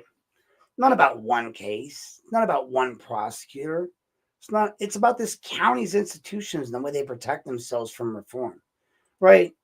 So think about this. I get it. Tomlinson, no matter how you think about it, probably shouldn't have been involved in the Jennifer Battistelli stuff. I get it. But imagine if Jennifer was sent. And look, all the women, do me a favor and step out of the room for a minute or plug your ears and go la la la la la la. But for all you guys out there, you're gonna tell me you couldn't have been seduced by her? Maybe not Garen, because he's in love with his wife, and maybe those of you that are with your wives, I get that. But given the situation, you're JD, you're a young prosecutor with power, education, arguably looks. I'm not saying, I'm not trying to be gay, but he's not a bad looking guy. And you got this lady, arguably with a background, but not everybody knows it. And arguably, as men, we will make a lot of bad decisions when it comes to women. How many times have you guys seen a girl pop up in the Lorain County, busted or whatever, been like, what's her charge? Oh, disorderly conduct? I could change her. Oh, domestic violence? Oh, he must have done something wrong. As men, we're visual creatures, so I get it. You're going to tell me that you guys couldn't have been misled by a Battistelli? I've said it before. Either JD was willfully ignorant and ignored it, willfully stupid, which, look, I know I don't give the highest cast of intelligence to lawyers, but unlike cops, they go to school. Tomlinson has a doctorate, just like fucking Silo, just like all of the Lorain Law Department. I know I may belittle that, but there's something to be said about that. That these men are intelligent. These are intelligent, educated men. Some of them, though, were educated a long time ago. Some of them recently. JD a little more recently. I was educated in 22. That's why my thoughts and my processes are a bit further beyond that of my predecessors. Part of education isn't just going to school, it's continuing education and understanding what's going on. A lot of these people forgot current case law. What they used to know is not what they do know. And what they have used to know is now current case law. That's why I win every time. And that's why what happened to Tomlinson was actually a purge, right? It wasn't a transition from Silo to Tomlinson to Silo, sorry. It was a purge. And the people who orchestrated it made sure that none of the systems surrounding him and Tomlinson were meaningfully disrupted, right? All the payouts kept coming. The contractors, they all stayed. The legal advisors switched roles like Dan Petticord, but they remained in power. Rosenbaum's back, advising people. Petticord reassigned, but still within the county, still under that whole net, the Gambora net. The cast rotated, but the play still stayed the same. It's still the same players, the same actors, the same bad actors. So where does that leave us, right? With a warning. The reformers in Lorain City, Lorain County, you don't face just electoral challenges like me. You're going to face a system that retaliates through silence, omission, and the careful placement of loyalists in its key positions. Tomlinson's removal and Silo's retaliatory motion and my own involvement in that are proof that transparency still costs here. And that the system, when challenged, will always protect itself before it corrects itself. Protect yourself before you correct yourself. God damn it. I'm sorry. I apologize for that. 1,000%. And in the next segment, we're going to talk about the long tail of the Smith case, right? I know. Long time that, but what else you got to? It's Saturday. We're going to talk about how the prosecutorial DNA continues to mutate across all these departments, all these contracts, and all these courtrooms. We're going to trace the legacy of the conviction that kind of refuses to die, right? And how Rosenbaum's return signals more than just legal representation. It signals the refusal of power to ever truly relinquish control. We're going to get into the SF 400 that I wrote, or Jack's lawyer wrote, i.e. Nietzsche. in that gambit, and when political ambition became part of this whole state of action. So stay tuned, folks, as we bring our next episode up.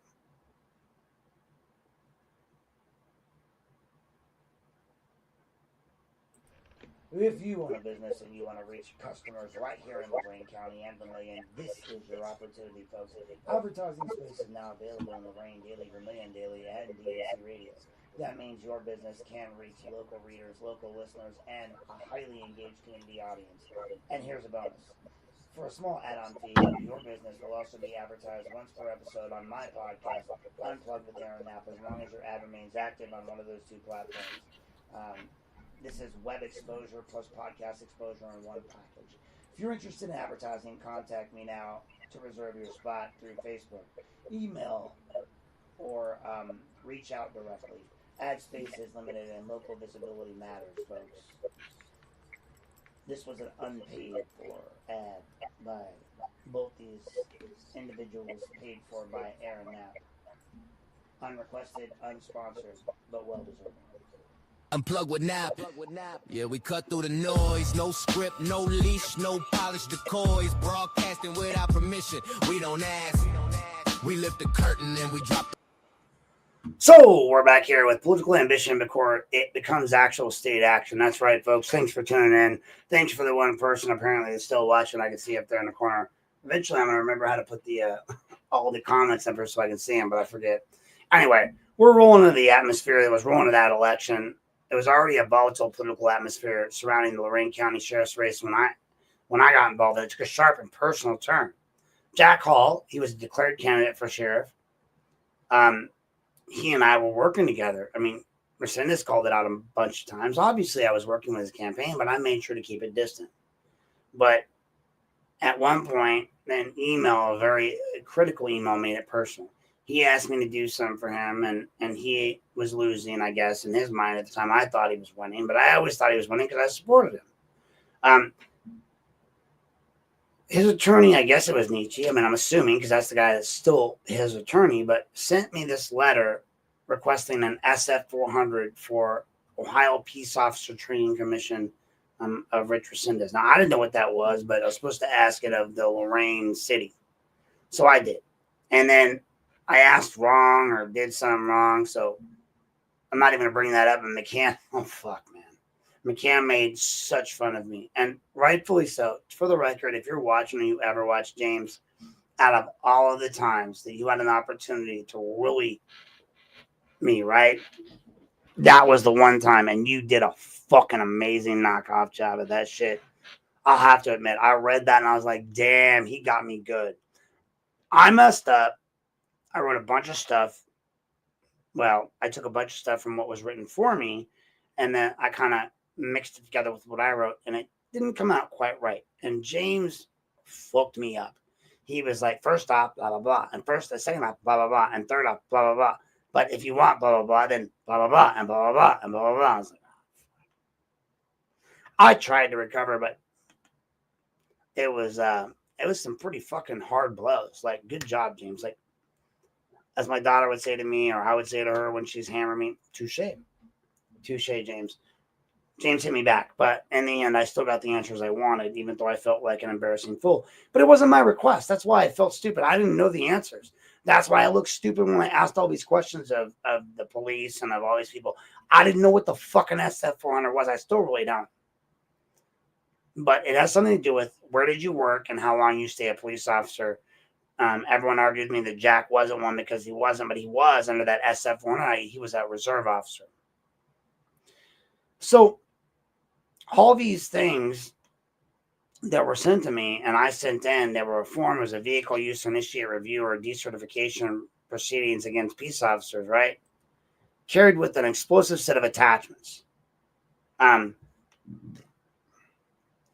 them, Hall sent me a statement that was challenging the fitness of Rich Resendez, the only other figure central to the sheriff's officer's race.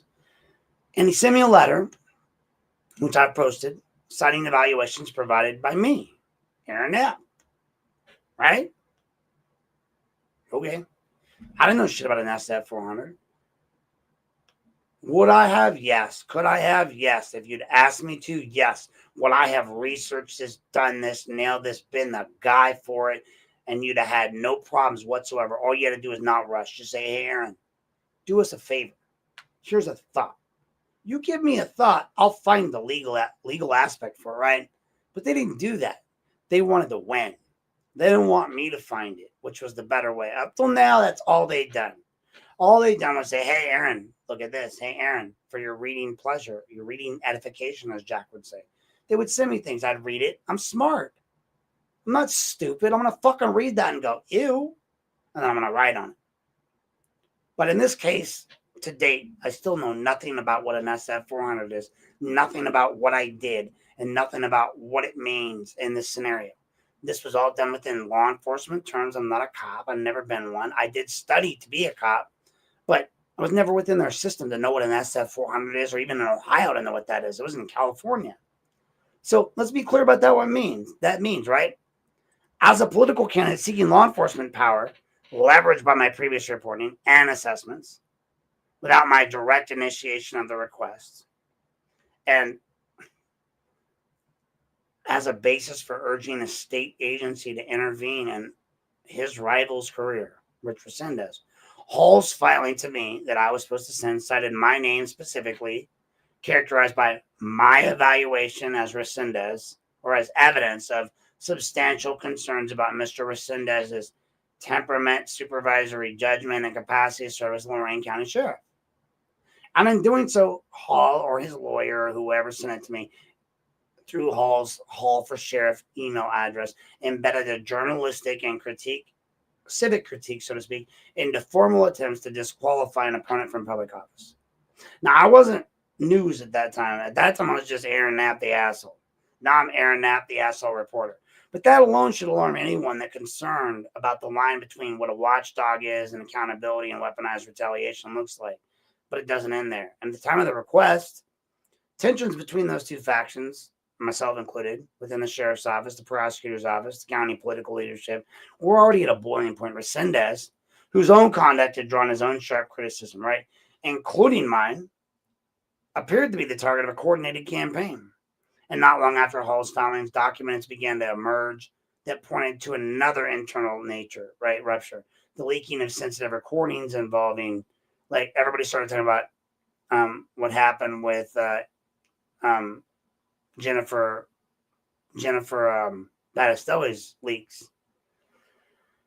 And the problem with all of that is that then, you know, all of the JD stuff that he undid with Amber also led to Montalon releasing a bunch of videos and audios that weren't supposed to be released. And that stuff started kicking back up into the whole hemisphere when JD released or exonerated Amber's mom. Taken together, these events sketch a vivid picture of Lorain County's internal politics, right? Hall, who at the time I didn't realize was attempting to ascend to the top of a law enforcement post. I did know that. He didn't simply challenge Resendez at the ballot box. He petitioned a state oversight body to remove him from the field entirely, using my own reporting as part of that weaponization. Now, well, I say reporting because I'm so used to saying that. At the time, it wasn't reporting. I had no website. I don't even think I had anything site. All I had was being annoying online. It was just Aaron Knapp's page, right? Oh, and then I had to dump my page because my work got on me about McCann, and then I opened up George Patton. That's what it was. It was George Patton initially, my fake page. Eventually became I've eventually opened up a new Aaron Knapp page after I got fired. So Hall's using me completely, right? I get it. Even Aiden Fogel said it once. Hall's just using you, and eventually you're going to get discarded. And I said, if that's the case, that's fine. Because I'm kind of using him too, because I'm mad at Resendez. And I was. Still say that 1,000%. I don't think Resendez should have been sheriff. He's just like lazy-minded. He's not sharp. I still think if Jack hadn't given all his friends big-ass bonus positions as majors who never worked their way up the rank, he would have had better money and wouldn't be in this position.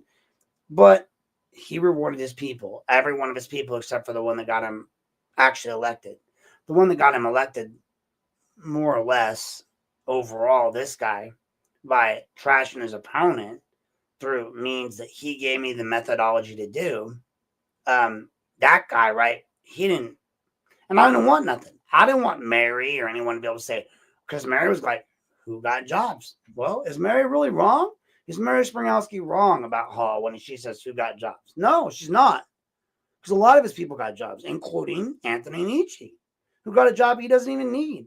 Or even do we need as a public? Why are we paying Anthony Nietzsche a salary for the sheriff's department to monitor the records department, the AG whatever site, and be legal for sheriff's department when you have a legal advisor and lead by law, by ballot, by everything, by RC? So we're going to pay whatever you're paying, and you can go look it up. Whatever they're paying Nietzsche is bullshit. Just straight up. That's all it is. It's just bullshit. And I can say whatever I want about that. Like, nobody's going to get it. But in the grand scheme of things, just a bullshit, a bullshit, a bullshit, a bullshit, a bullshit, a bullshit, a bullshit. so, you do what you want. But meanwhile, in the midst of all this, Jack sent me something I didn't find until recently, right? I never really realized it because we were really going hard on Resendez. He was sending me shit, items after items after items, and I'm trying to process them. And I'm smart, but fuck, there's a lot of information. So I get this Montalon report, right? And I never understood this name, nothing, until Amber comes along. She kept seeing the word Montalon. I didn't know what it was, like Detective Montalon. Then I remember Jack said something about Montalon. But what Jack was saying about Montalon, and I would have used the shit out of this if I'd have realized at the time he had sent it to me, but I didn't. I found it in my inbox unlooked at. Montalon having once been the target of Resendez's internal maneuvering. Jack, you really wanted to win. You should have told me about this sooner. I would have hammered him on this. But it appears that Resendez, regardless of anybody else, retaliated in kind by facilitating disclosures that cast further doubt into the department's integrity, right? I mean, I'm sorry, like going after Montalon because Montalon was actually saying these things. Here's the irony. Even if every concern I raised about Resendez was valid, and I believe they were, because there were a lot of things Jack shared with me that were deeply bothersome, right? I think Rich should have been a bad sheriff. I don't think Jack's lying helps him any, or the way he manipulated me or others, but Rich wouldn't have worked. And there remains something deeply uncomfortable about how that criticism was repurposed, right? When it comes to Resendez, that I said that was valid, and it's just uncomfortable how the criticism was repurposed without my consent into a political cudgel by a man vying for a very political position that Resendez was trying to occupy as well. Samedi held it, but Resendez wanted it. Jack wanted it. And that's why the context matters. That's why transparency matters. That's why those of us engaged in uncovering misconduct must also vigilantly track how that work is repackaged, distorted, or turned into ammunition in battles we never agreed to join. I slid into this on accident, but I became a full-on weapon in it. Lorain County doesn't suffer from a shortage of law enforcement experience or a public record. It suffers from a shortage of accountability. And that cuts across all political lines. The SF-400 letter was not just a filing. It was a flare shot into an already crowded sky. A reminder that in this county, the personal is always political, right? Personal is always political. The political is always personal. Let that sink in. The personal is always political, and the political is always personal. You can't separate them. The institutional whiplash that comes from that, though, is who gets protected and who gets purged, right? What makes that SF-400 filing against Resendez even more deadly and consequential is that it wasn't just simply what was said in it, but what and who leveraged it and who didn't. It was Jack Hall, not a sitting sheriff or an administrator, who used the Ohio Peace Officer Training Commission as a battleground. I think even Rich Resendez said it at the time. He even called me out for it. I got kind of mad. My bad. I was wrong. All right, look, God damn it. fuck, I gotta stop this real quick. So I was wrong. I got all mad at Resendez. So you can, I was Hall's weapon. So I know at some point you said that, and I bitched and moaned about it. And the only reason I wasn't Hall's weapon is because he never, honestly, I still say that because I never gained any benefit from it. He never gave me anything, no job, no nothing. In fact, right after the election, he put his dick so far up my ass that I thought he was a pretty gay guy. Now I just know he's pretty, but I mean, like the whole Tia Hilton thing was crazy. But yes, Hall used me to fuck Rich. And Hall may have been seeking legitimacy or he may have been extracting revenge. I don't know. But whatever he was doing was not acting in a vacuum, right? His petition came in the middle of what was fast becoming a war of attrition inside the county's legal apparatus. And the deeper you dig, the more you see these patterns emerge, right? Let's take a moment to step back. Observe the broader ecosystem.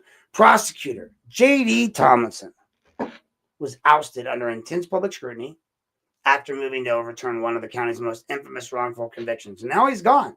Yet Dan Petticord, he remains. Petticord, the same man that advised commissioners during the Bastille payout to do it. He resisted transparency, and now he holds a high-level role at the Lorain County Job and Family Services that he's retained institutional legitimacy. Not only did he survive the reshuffling, he appears to have landed safely in an administrative post without any sort of public oversight, or at least less. And the pattern repeats itself, right? Those who challenge the structure tend to exit under suspicious circumstances, right? Or pressure, like me. Those who help preserve it simply shift jobs, change titles, or become less visible and less less influential.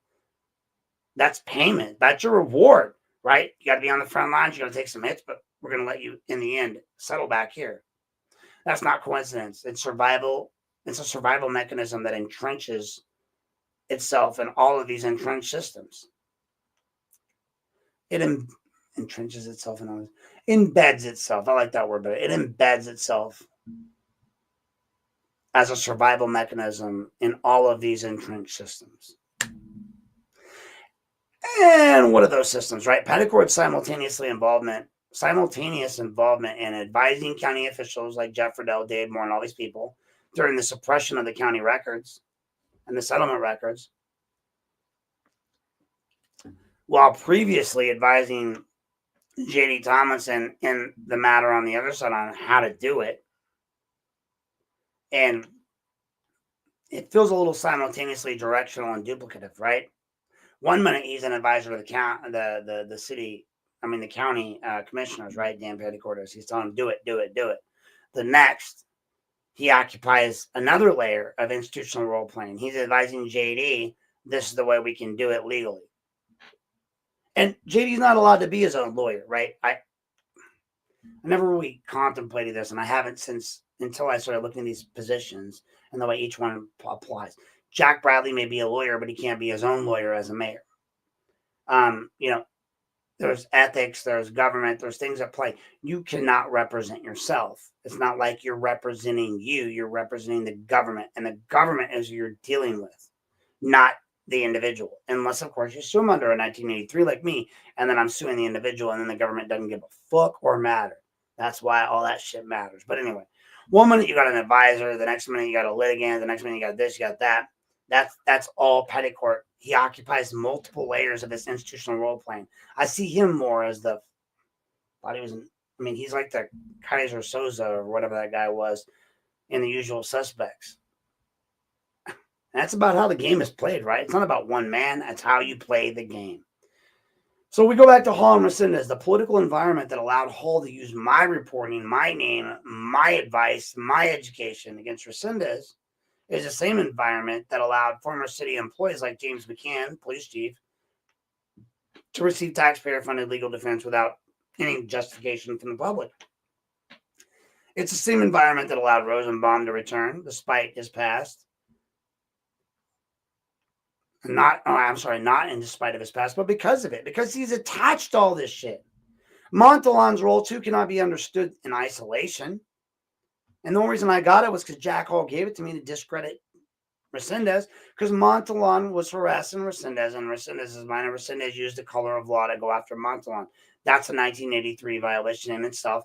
Resendez caused a protection order to be, or no, a search warrant to be issued on Montalon's home to get First Amendment protected documentation from Montalon that he thought offended Rich, right? Rich thought it offended him. That makes it personal that he can't do that. So from the start, what they did to Montalon, not only did Montalon have to dismiss, but it was illegal. Under color of law, Rich should have been a 1983 candidate right there. That's why he shouldn't have been sheriff. I don't give a fuck. Jack may be a dick now, but he wasn't a dick then. That qualifies Jack then and Rich not. His deposition, though, Montalon's deposition was how Resendez revealed himself and reviewed Montalon as a threat and a liability. Montalon became a source for leaked internal recordings that destabilized narratives around key players like Amber Bronish and Sal Rivera. Now, whether this was retribution or conscience, it had the effect of cracking the county's preferred version of this events wide open. He also, back in those days, they raided his home because he was thought to be the whistleblower, the letter writer that was exposing a lot of issues within Lorain PD. So Rivera didn't like it. Rich Resendez didn't like it. Rich Resendez was the victim of it. They thought it was Montalon, so they went after him. But at one point, they thought it was actually Dennis Flores that went after him. They couldn't figure out who it was, but they went after Montalon. So I got this Montalon thing not because of Montalon, not because of Amber, not because of Nancy, but because of Rich. And I read it, and I came back to it later and was like, oh, shit, he missed this.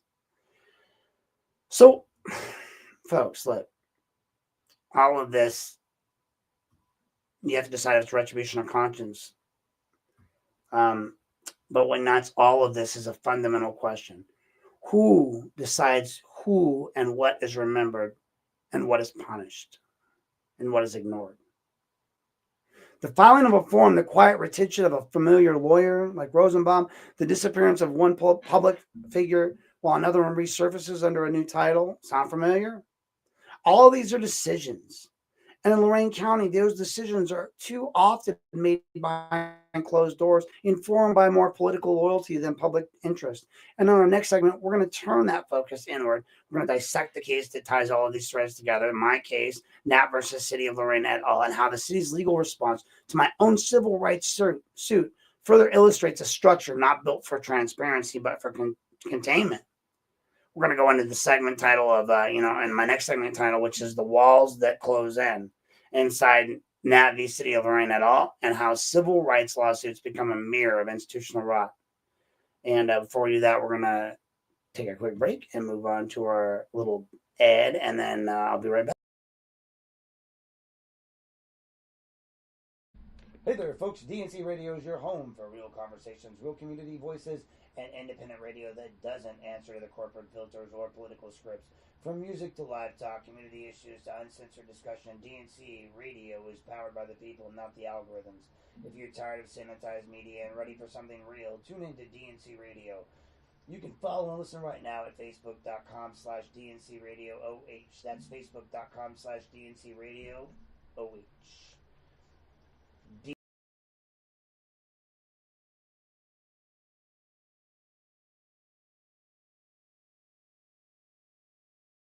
DNC Radio, independent voices, local community, no filter. Follow now at facebook.com/DNC Radio OH. DNC Radio. Hey there, folks. Aaron here at Unplugged with Aaron Knapp. I want to give you a quick reminder for everyone watching that the City of Lorain holds its regular City Council meetings on the first and third Monday of every month. And those meetings are not just for council members. They are for residents. If you care about what happens in your city, and if you speak or want to speak on an issue, ask a question, or simply be present and informed, showing up matters. Participation matters. Even sitting in the room and listening matters. You do not need to be an expert on any of this. You do not need permission to care. You do not need to do anything other than just show up. So check the agenda, folks. Mark your calendar. And if something affects your neighborhood, your family, or your future, take a seat, raise your hand, and make your voice part of the record. Lorain City Council, first and third Monday, your city, your meetings. Those council meetings start at 6 p.m. Eastern Standard Time, and they're held inside of City Hall. Make sure you attend this Monday's meeting. Unplug with Nap.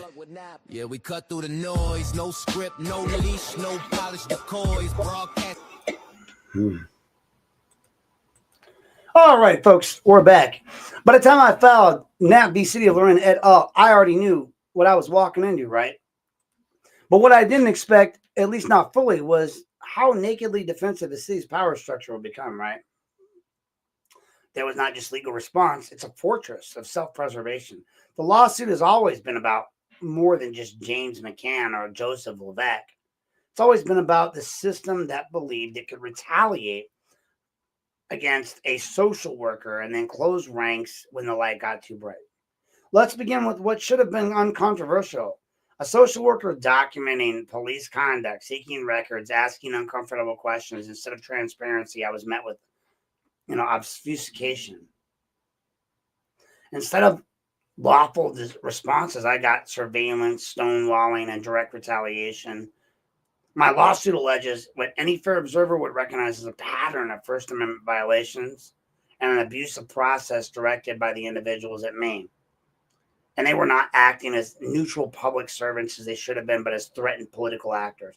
The suit lays out how the retaliation was not hypothetical, it was not material, it was not coordinated. It was coordinated and it was personal. And yet, when the time came for the city of Lorain to respond, they didn't send their law department into court. They went elsewhere. They hired private legal counsel. I get why. For their former police chief, McCann, who is no longer a police chief and is a citizen, using taxpayer funds. Who did they choose? Jonathan Rosenbaum. The same Rosenbaum whose career has long been tied to protecting institutions from transparency. The same Rosenbaum whose prosecutorial decisions decades earlier still haunt the lives of Nancy Smith and Joseph Allen and their families. The message was clear. The defense of power will be handled by someone trusted to protect it, no matter the optics or the conflicts. Rosenbaum's contract wasn't approved not by a neutral administrator or by city council, but by co-defendants. Mayor Jack Briley, Safety Service Director Ray Carrion. Both of these men voted to fund their fellow defendants' defense fund without even a public explanation or proper procedural safeguards. They made no attempt to explain why McCann needed a private attorney paid for by the city. They offered no legal memo justifying it, and I've asked. And they certainly did not offer the public a chance to understand how and why Rosenbaum was selected. Even more telling is why they didn't receive the same, who didn't receive that same scrutiny. Levesque, the assistant law director, was also named the suit. He quietly secured separate private counsel, no competitive sourcing, no public hearing, no ethical guardrails. These aren't anomalies, folks. This is evidence of a system that views legal retaliation really kind of against critics, not as a breach really, but as a standard of operating procedure. This story is not just about Lorain. It's about every public body that believes it can actually act with impunity as long as its inner circle remains intact. As long as it is about the lawyers who rotate between prosecutor, defender, and advisor and judge without ever truly stepping outside the circle of influence. It's about the contracts awarded in silence, the votes that are made without debate, and the settlements paid without acknowledgement or any sort of public acknowledgement, at least in that case.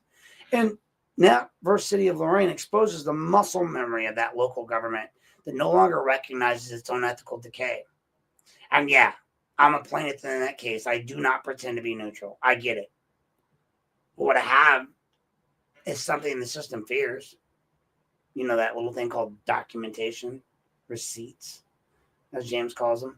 Public records, audio, depositions, emails, contracts, and a relentless refusal to stop asking questions that makes people in power squirm a little bit. So in the next section, we're going to talk about how these same players and others like them have maintained their grip on Lorain County institutions for decades. From courthouse powers and politics to campaign finance ties, we expose the informal networks that keep the gears turning, even when the public believes that the machine has stopped. And that's where we get to segment 7, A Daughter's Vigil and the Unofficial Archivist. So to understand the weight of the history, you have to really kind of talk to the people who have carried it. Amber Brunish is one of them. She is not a public official. She's not part of the legal or political class, right? She is the daughter of Nancy Smith, the woman at the center of Lorain County's most infamous wrongful conviction, along with Joseph Allen. And yet, through relentless research, document collection, and public engagement, Amber's become something far more potent than an office holder. She's become a steward of memory, an unofficial archivist to her mother's truth, and a force that the institutions cannot easily silence. And the people love. I've seen it firsthand. They come up to her. Amber's role has never been about politics, right? It's always been about survival, dignity, and correction. She didn't inherit her voice from a campaign. She earned it through years of witnessing a justice system that criminalized her mother without proof and exonerated her only after it stripped away decades of her life, liberty, and her pursuit of happiness. Constitutional guarantees.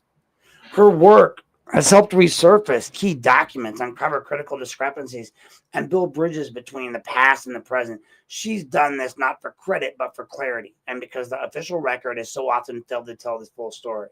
In a county where power tends to circulate among the same families, the same factions, and the same law firms, Amber represents a different kind of continuity. She represents the families impacted by institutional failure and all of the children who came of age while their parents were processed through a system that was more interested in conviction than truth. She stands for those that lived perspective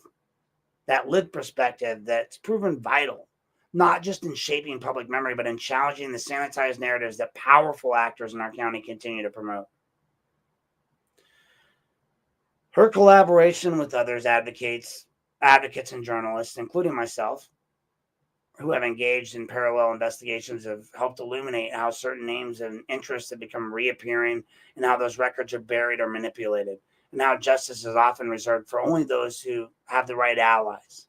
She's challenged those dynamics, not through press conferences or public titles, but through emails, file folders, timelines, and footnotes, and podcasts, and everything.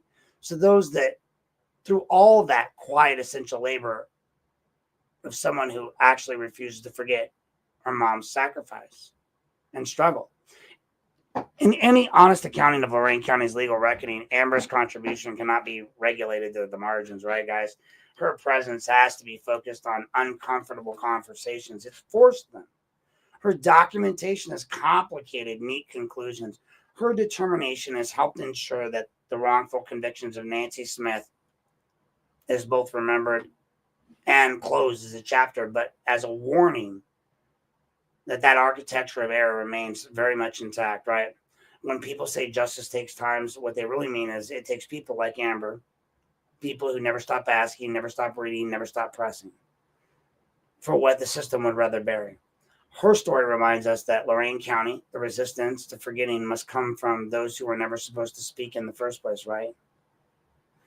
I'm going to just say she inspires me.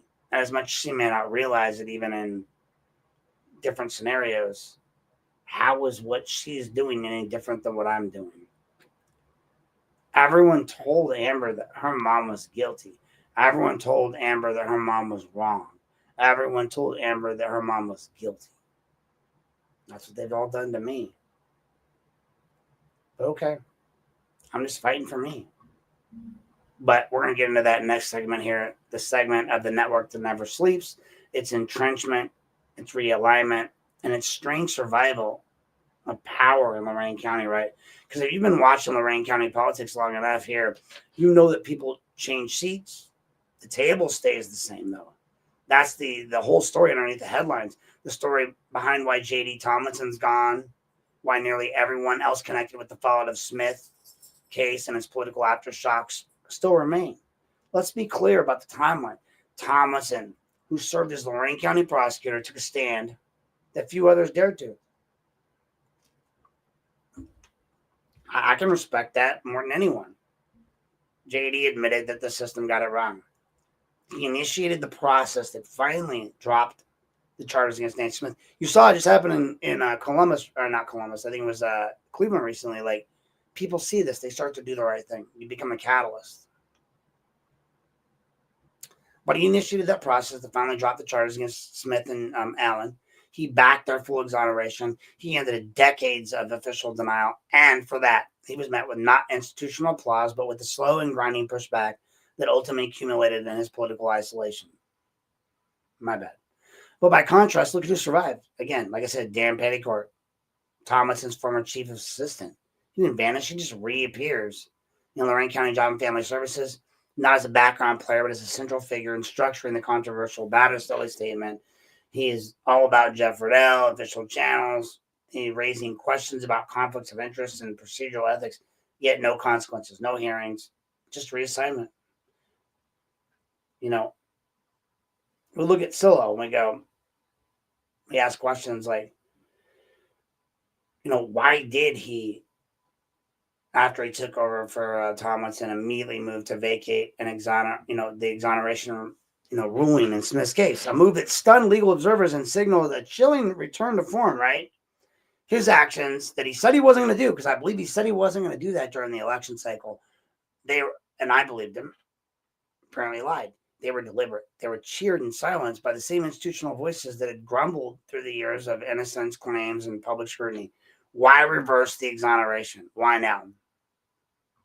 And why reanimate the case that had long been buried under the weight of its own discredited foundations? That say what you want, the whole thing was a falsehood, and it's been proven that way. That's the concept of whole structural loyalty that comes into focus. You don't need a conspiracy when everybody involved already understands what's at stake. If Tomlinson's reformist streak was exposed, what it really did was expose the soft underbelly of the entrenched power, like the dragon in fucking The Hobbit, right? A little chink in the armor. Silo's Silo, in the grand scheme, I guess Thomas began a chink in the armor. Silo's countermeasures were a reassertion of equilibrium. The message that he sent to other officials is unmistakable. You step too far out of line and the machinery will edge you out. Play a role and the machinery will protect you. That's it. Amber Bronish, she's just a public figure documenting her mom's issues and patterns of internal dysfunction, once told me something I can't forget. She said, in Lorain County, you don't lose influence. You just get reassigned. You just get moved somewhere else. That's what's happened. Figures connected to the settlements, the secrecy, the shadow, the legal work, that it hasn't disappeared. It's adapted. It's reshuffled. Titles, they're still there. They're embedded. They're making decisions that shape public access to justice and accountability, just like Dan Petticord with Jeff Riddell. Which brings us to the judges. Thomas Tesalito's role in all of this and ruling in politically sensitive cases like Barilla v. Tomlinson. That's where Rosenbaum once again shows his face. He served as counsel. Only further underlines how tightly wound the system is. Public campaign finances show that Tesalito and Rosenbaum appear in the same cycles, connected through donations and shared networks. Is this illegal? No. They're allowed to support who they want. But it's revealing, because in accounting where legal outcomes are often reflect the institutional alignments, the appearance of impropriety isn't just formality, it's essential. And it's where we're sorely lacking in Lorain County. That's why the institutions survive even when cases implode. The personnel shifts, the titles change, but the relationships remain intact. This isn't a story of rogue officials, it's a story of loyal ones. It's a story of ones that are about the culture inertia that protects those who protect the system, regardless of public trust or democratic integrity, right? Regardless of lies or truth.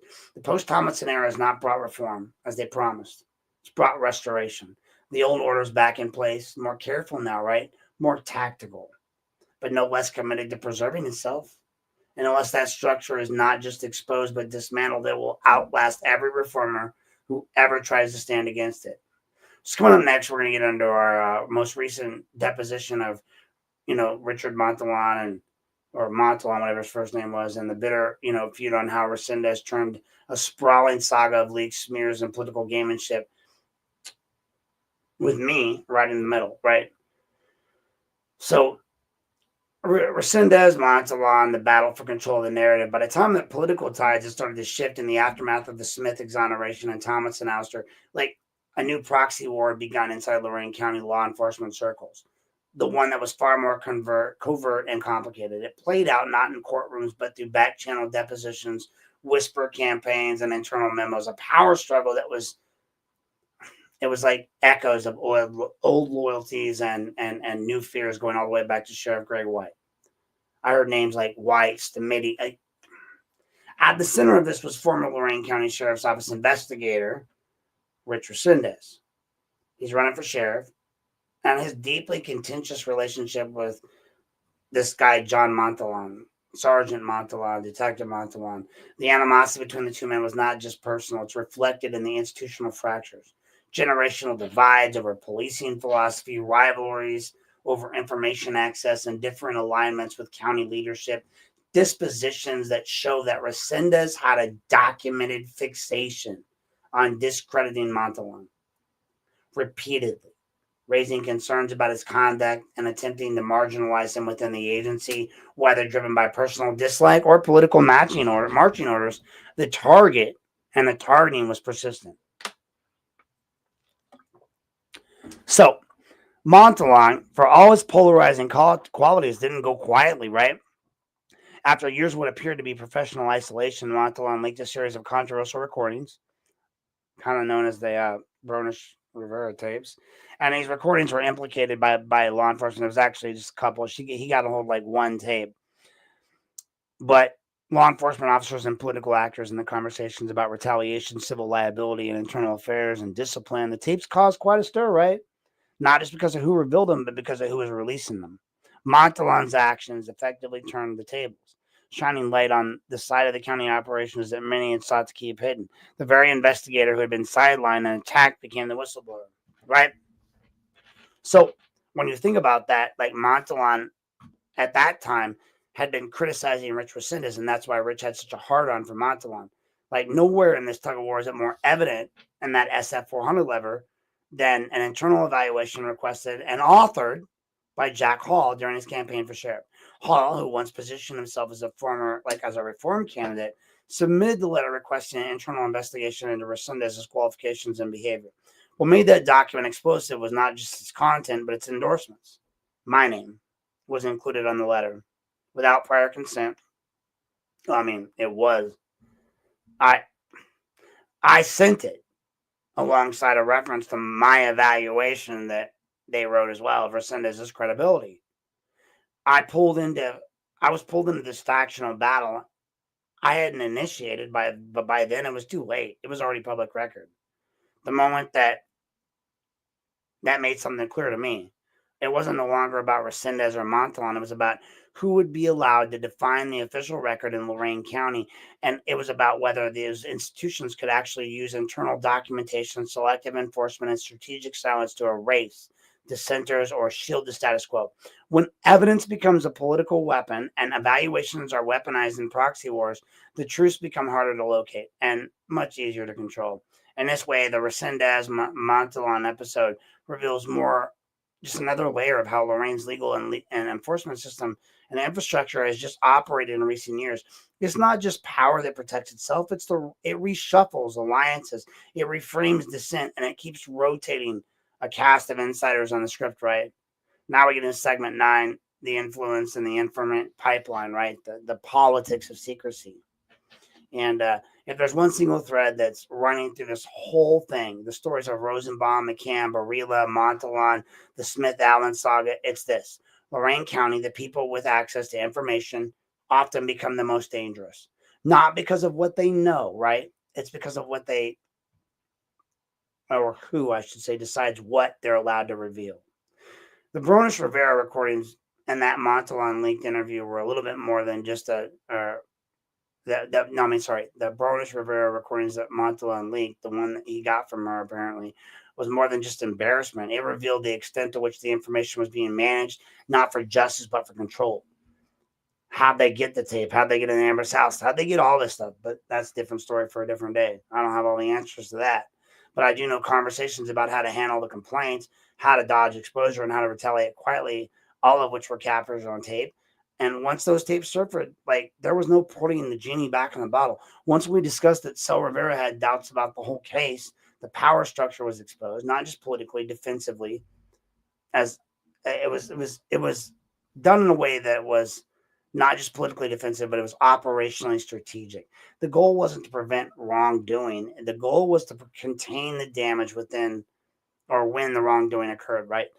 That brings us to the question of informants, internal memos, confidential briefings. Across the entire timeline from Smith's prosecution to the Barilla lawsuit, we see a consistent reliance on informal channels to manage institutional crisis. Whether it's Rosenbaum advising on a legal strategy without formal appropriate appointment, or whether it's whether it's Petticord doing the same, whether it's Riddell behind closed doors, despite statutory constraints, meeting with Petticord via email to discuss things, or Montalon quietly recording internal dialogues and releasing them, and also taking other people's internally recording dialogues and using them as currency.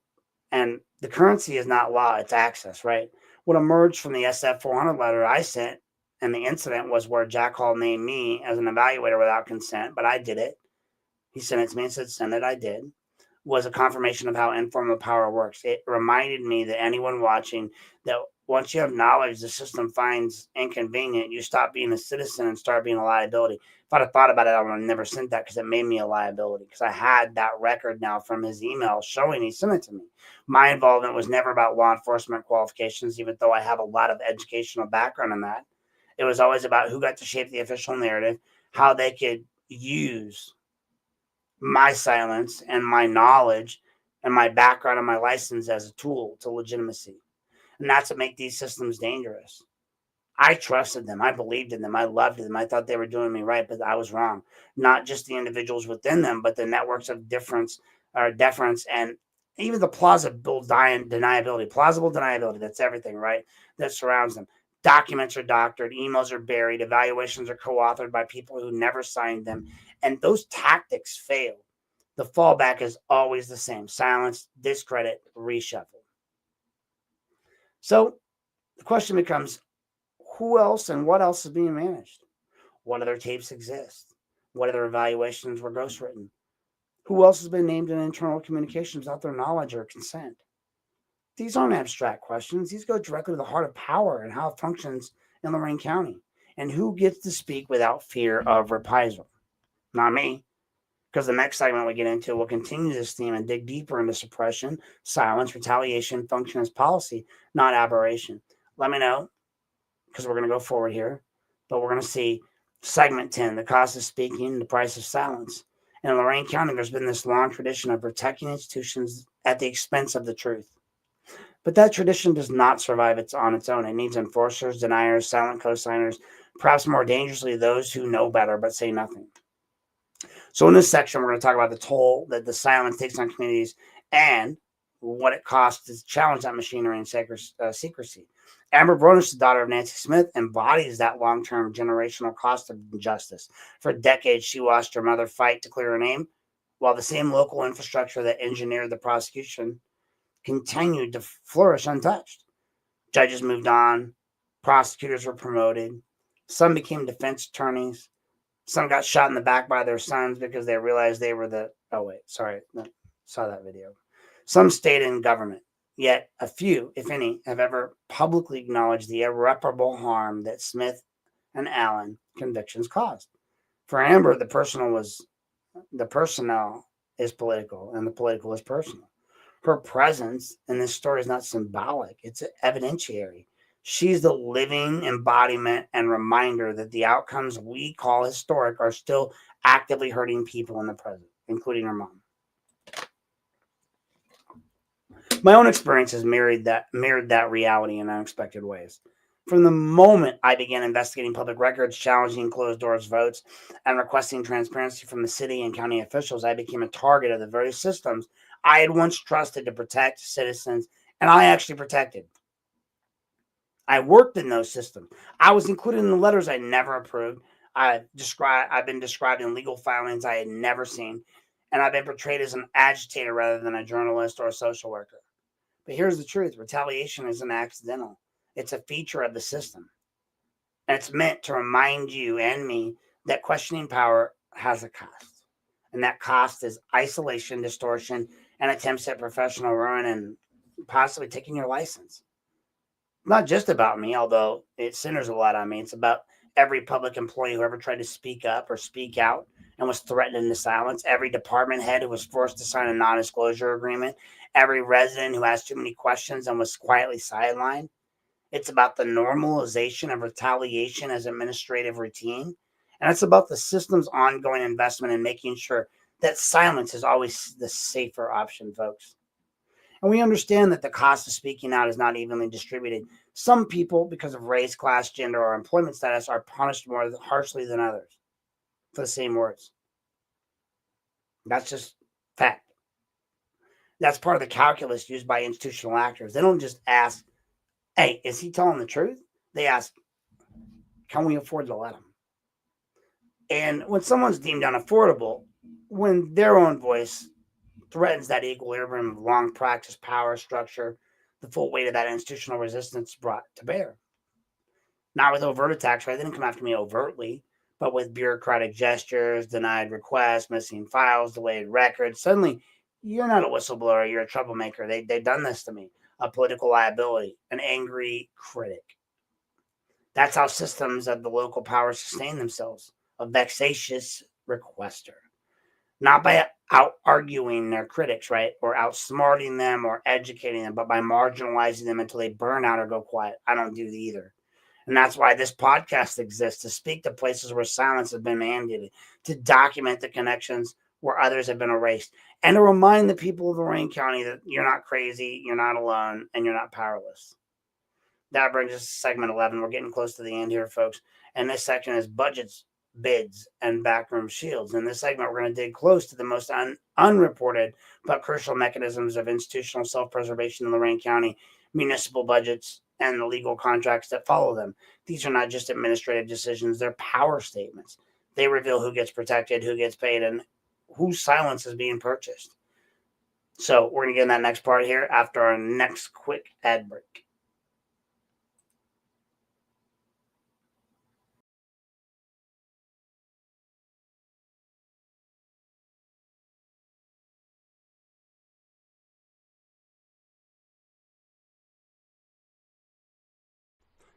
Hey there, folks. Here at Unplugged with Aaron Knapp, we like a good beef just as much as the next guy. And all jokes aside, a good beef is a good beef, and I'm not going to have a cow about it. Here at Unplugged, we can actually appreciate the drive behind a good media beef. Debate gets eyeballs, folks. Friction gets engagement. And let's be honest, sometimes a little tension is just good for the ratings. So if you're looking for more coverage of the Nancy Smith case, and if you want to hear commentary supporting Amber Bronish, or if you want to hear clips from my own podcast, rebroadcast and discussed at length, sometimes in episodes that are almost entirely and seemingly about me, then I am going to send you directly over to the Madhouse Podcast, the Madhouse Bar Talk. Yes, seriously, folks, this is a real ad. Unpaid sponsorship. Their mentions have probably driven my views way ahead, and rather than pretend otherwise, I'm going to return the favor by giving them free ad space during tonight's show. No animosity, no drama, just media reality. Now, for clarity's sake, and because I actually care about, the things and doing things the right way, I am not using any of their copyrighted images. I am not playing clips from their podcast. That is intellectual property, and in Ohio, if I did that improperly, they could definitely sue me. I am not interested in that, and if you do not believe me, look it up. So, if you want their content, go directly to the source. Head on over to the Madhouse Bar Talk at YouTube at youtube.com/@Madhouse Bar Talk. That's MAHDHOUSEBARTALK. And that's where you will find more Amber Bronish, more Nancy Smith coverage, and yes, more commentary involving yours truly. Although I would ask moving forward, and I will say this once and only calmly, I do ask that my intellectual property not be reused without permission. That does not stop anyone from criticizing me, discussing me, or disagreeing with me. I fully support that. But I do have a right to tell my story, just as they have clearly told theirs. That's it. That's the statement. No feud, no meltdown. No cows were harmed in the making of this ad. Now back to Unplugged. Hey there, folks. Here. Oh my God, I love that. Moo! All right, let's close this thing down. We're getting close to the end. I know it's getting long. I want to go do something else too. But the truth has to be told, and it's Saturday night. What else are we going to do? Go out and get beat up? So let's start with the City of Lorain's handling of legal defenses for its officials named in that via City of Lorain. The pattern's clear. So, wait, hold on. Yeah, we're right there. When public officials like former police chief James McCann and the assistant law director Joseph Leck were sued personally under federal civil rights laws by yours truly, the city didn't follow a transparent or a competitive process for appointing their defense counsel. Instead, in separate moves, city leaders, two of them, some of which who are the actual defendants themselves, the only two, they approved taxpayer funds for contracts for private attorneys. Now, these contracts were not subjected to open bidding. They were not, meaningful public explanations. No disclosure of how the city evaluated the scope of duty, liability exposure, because I asked for it, or legal strategy. I asked a lot of them if they did any of this. They said nothing, just silence. And then they voted in the Board of Control, which was just Bradley and Carrion, both co-defendants, to approve it. Public funds, 10 grand, 5 and 5. So these votes did not merely provide legal representation. They served to shield co-defendants with city resources in a case alleging personal misconduct. The same actors who approved these payments, Mayor Jack Bradley and Safety Service Director Ray Carrion, are also themselves named in that suit. Now, I could be wrong because I'm not a lawyer, but I've been told by some smart ones that this is a conflict that is not out of theory, but of law. Ohio Revised Code 102.03 D&E do not permit any public official to approve contracts that benefit other defendants in cases where their impartiality is compromised. Yet that's exactly what they did. No recusal, no independent legal ethics review, no public debate. Now, it's not about whether McCann or Levesque deserve legal defense. Of course they do. Everyone does. But personal capacity lawsuits under 1983 are not city liability matters.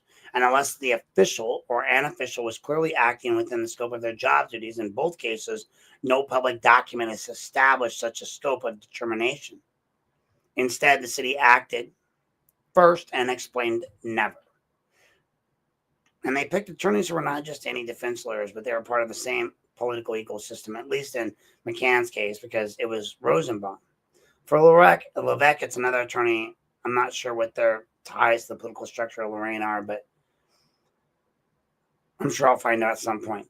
But it didn't seem like much because they were quite mad at Lorain for even asking for their socials and all this stuff because they wanted them to actually be charged taxes in Lorain. They're like, fuck off. We're not paying you taxes. We don't work there. We're helping you. The larger problem in all this is the legal defense contracts have become a back channel for method of reconciling or reallocating public funds for private protection.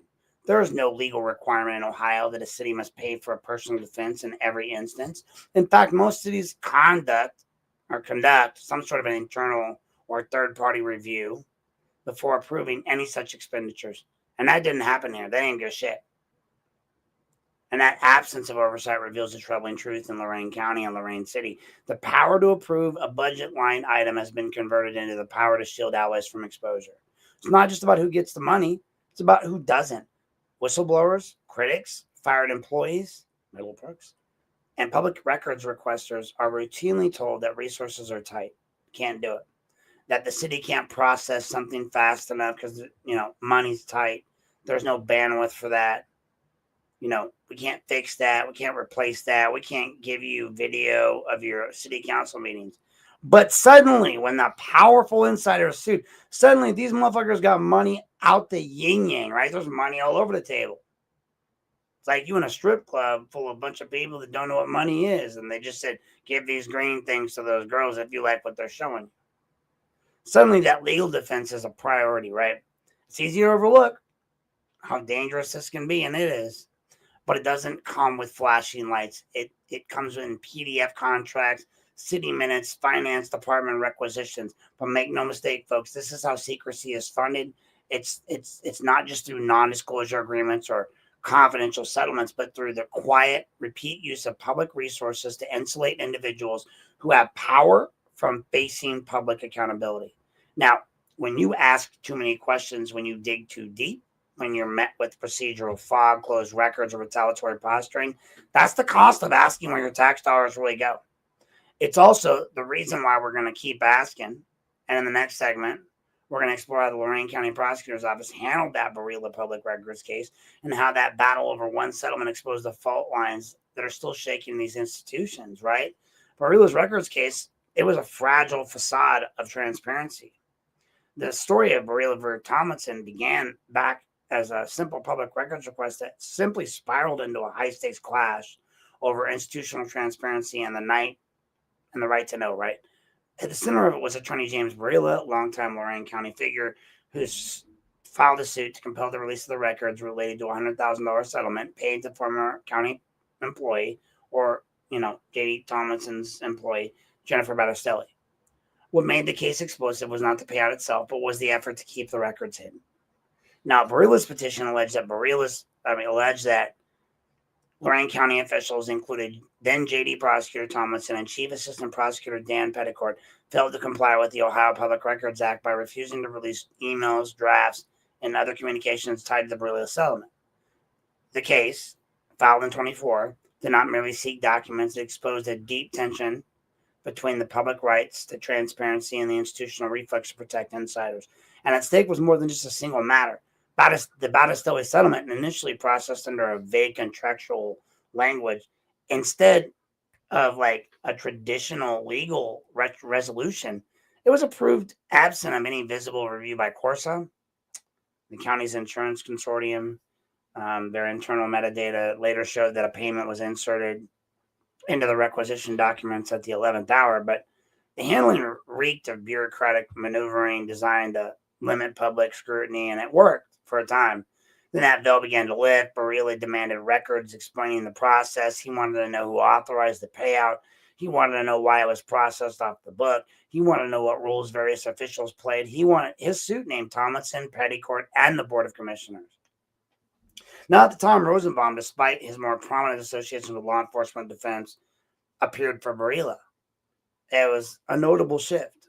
Here was the same Jonathan Rosenbaum who had months earlier been, who months later was retained to represent McCann in a federal civil rights lawsuit, was now, in this case, suing county officials over transparency. The irony's thick, folks. Rosenbaum, a lawyer whose career has been shaped by prosecuting official actors from exposure, was now positioned to be an advocate for public access. But he's done that a lot if you look at his record, I think.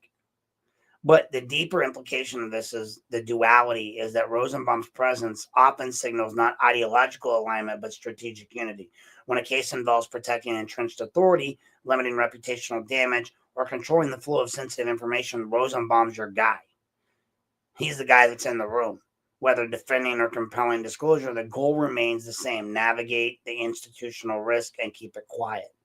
Barilla's suit highlighted the systematic rot, the ease of which public offices can deny, delay, or dodge record obligations, especially when the content could reflect poorly on elected officials or their allies. Petticord, who advised commissioners during the Battistelli matter, found himself named in a suit seeking to undo the very secrecy he once helped construct. That he actually continued to hold a county position at Job and Family Services while litigation unfolded speaks volumes to how little fallout the inner circle actually had to face. The Barilla case is actually symbolized on a broader pattern emerging across Lorain County. When internal missteps become public, blame is distributed selectively, right? Well, Tomlinson became a lightning rod for the criticism and institutional exile by yours truly and others. Others with deeper involvement, like Petticord, retained status and employment. Now, for the record, I did make Petticord just as much a victim, a villain, as well as Resendez as JD. I wasn't focused just on JD. I realize now I should have been more focused on Petticord and Resendez, but hindsight's 2020.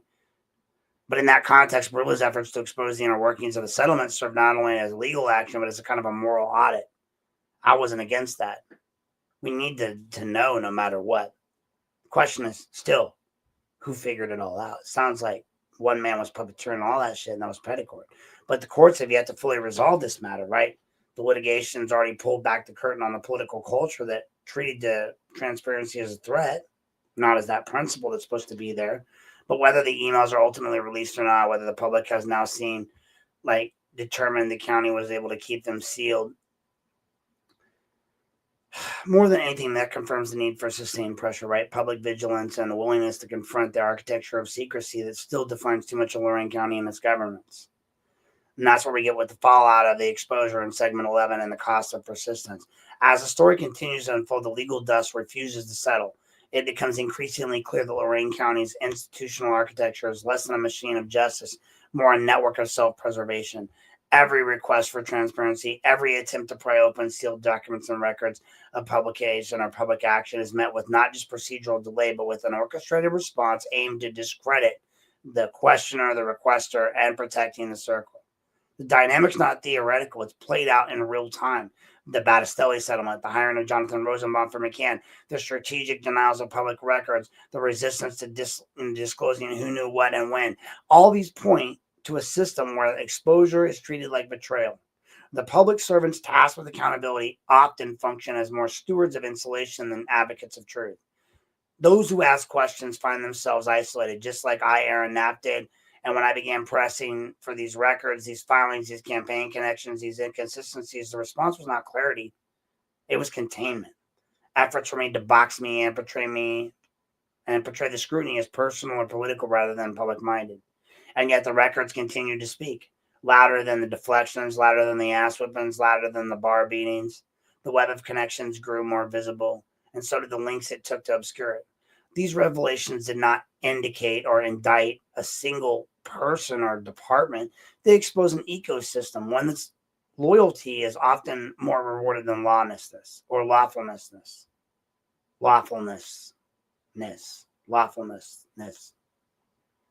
More than being lawful. Because that's where insiders circulate from one role to the next. And that's where institutional memory is often used not to correct errors, but to prevent their discussion. The system learns and it doesn't evolve. It adapts, it reshapes, it closes ranks, and effectively and efficiently, with each new branch of its parameter, it protects itself. So what comes next, folks? That's the big, difficult question. The courts may continue their slow churn. Some cases will end with settlements. Others may be stalled or dismissed. Some actors will eventually leave office, but most will remain. And because that's power in Lorain County is not just held, it's passed down, protected, and rarely punctured by consequence. But the record now exists. The podcast, these documents, the investigation, they all form part of a living archive that refuses to let the past be buried. Whether in a courtroom or a council chamber, the question is no longer whether these patterns exist. The question is what we as citizens are willing to do about them. What are you as citizens willing to do about them? Because ultimately the power that fears scrutiny is not the power at all, right? It is weakness cloaked in formality. The only way to confront it is to drag it into the light. Sunlight, baby. Over and over and over again, until that system will either change or admits that it never will. All right, that brings us to segment 12, one of our last segments here, political gravity and the ghost of old cases. And we're going to talk about that. And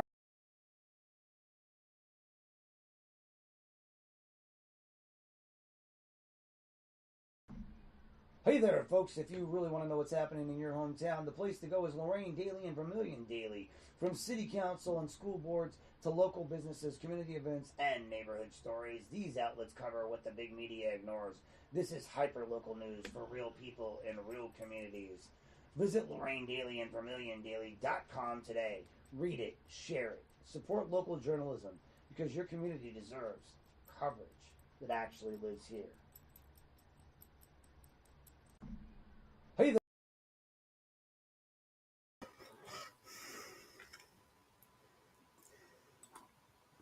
All right, guys. We're back up here, section 12. Political gravity and the ghosts of these old cases, right? Lorain County political gravity does not work like it does elsewhere. Here, that trajectory of a public figure rarely holds obscurity or disqualification. It doesn't end that way. More often than not, it curves back to influence. It brings them back around again and again and again. Perhaps under a new title, perhaps wearing a new badge like Petticord, or maybe you hold a new office. Unless you're J.D. Tomlinson.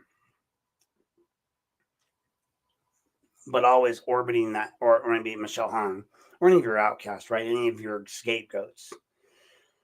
But always orbiting that same center of power. It's always the same people. They never leave. It's the same system. It rarely lets them fall. And if it does, it's throwing one of them under the boat. And they're still going to support them outside, usually, unless they're pariahs. That system, reinforced over decades, doesn't run on formal policy or oversight procedurally. It runs on memory, fear, loyalty, the calculated rewriting of history. You can see in the gravitational pull of how often the same names reappear: Rosenbaum, Petticord, Bradley, Carrion, Hall, Tesalito. I could go on. These are not just officials or attorneys or office holders. They're nodes in a structure that recycles authority. They move between branches of government, between legal matters, and between public crises. The surface in contact and contract, like in contract votes, right? In confidential emails. They show up in last-minute filings and on political finance disclosures, and their proximity to power is never incidental. It's institutional. That's why Smith and Allen's case, nearly 30 years old, it still matters, because its legacy didn't die in court. It metastasized like a cancer into every branch of the county's legal system. It influenced prosecutorial habits, their policing culture, their judicial discretion, and even how the media was handled. More often than that, or more than that, it actually taught everyone involved a lesson. Not about justice, not about accountability, right? But about survival. The lesson was never admit fault. The lesson was circle the fucking wagons. Protect the institution at all costs, even if it means sacrificing the truth. And above all else, make sure your friends stay close. That's how we arrive at these contradictions that we've uncovered in this season and this whole session.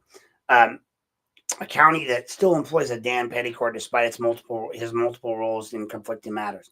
A city that quietly pays Jonathan Rosenbaum to be defendant, co-defendant without any clear legal justification. A prosecutor's office that spends years resisting transparency, only to implode publicly when one of its own, J.D. Tomlinson, decides to pull back the curtain.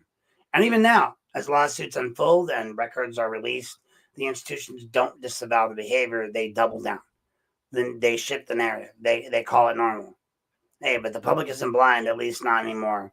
People remember when James McCann was still chief. They remember when Jack Bradley and Ray Carrion first took office. They remember the promises of reform from Jack Hall and Silla, the language of accountability, their performative ethics committees.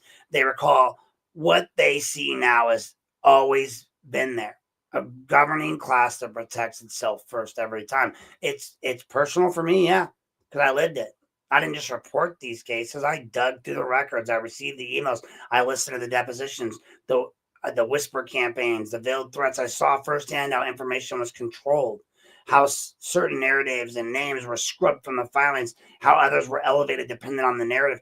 And at every turn, the ghosts of Smith and that prosecution would resurface, not just in the legal filings, but in the psychology of the system, in the way that challenges to authority were handled, in the way that troublemakers like me and Garen and others and Bob and anyone else along the way were talked about in closed-door meetings.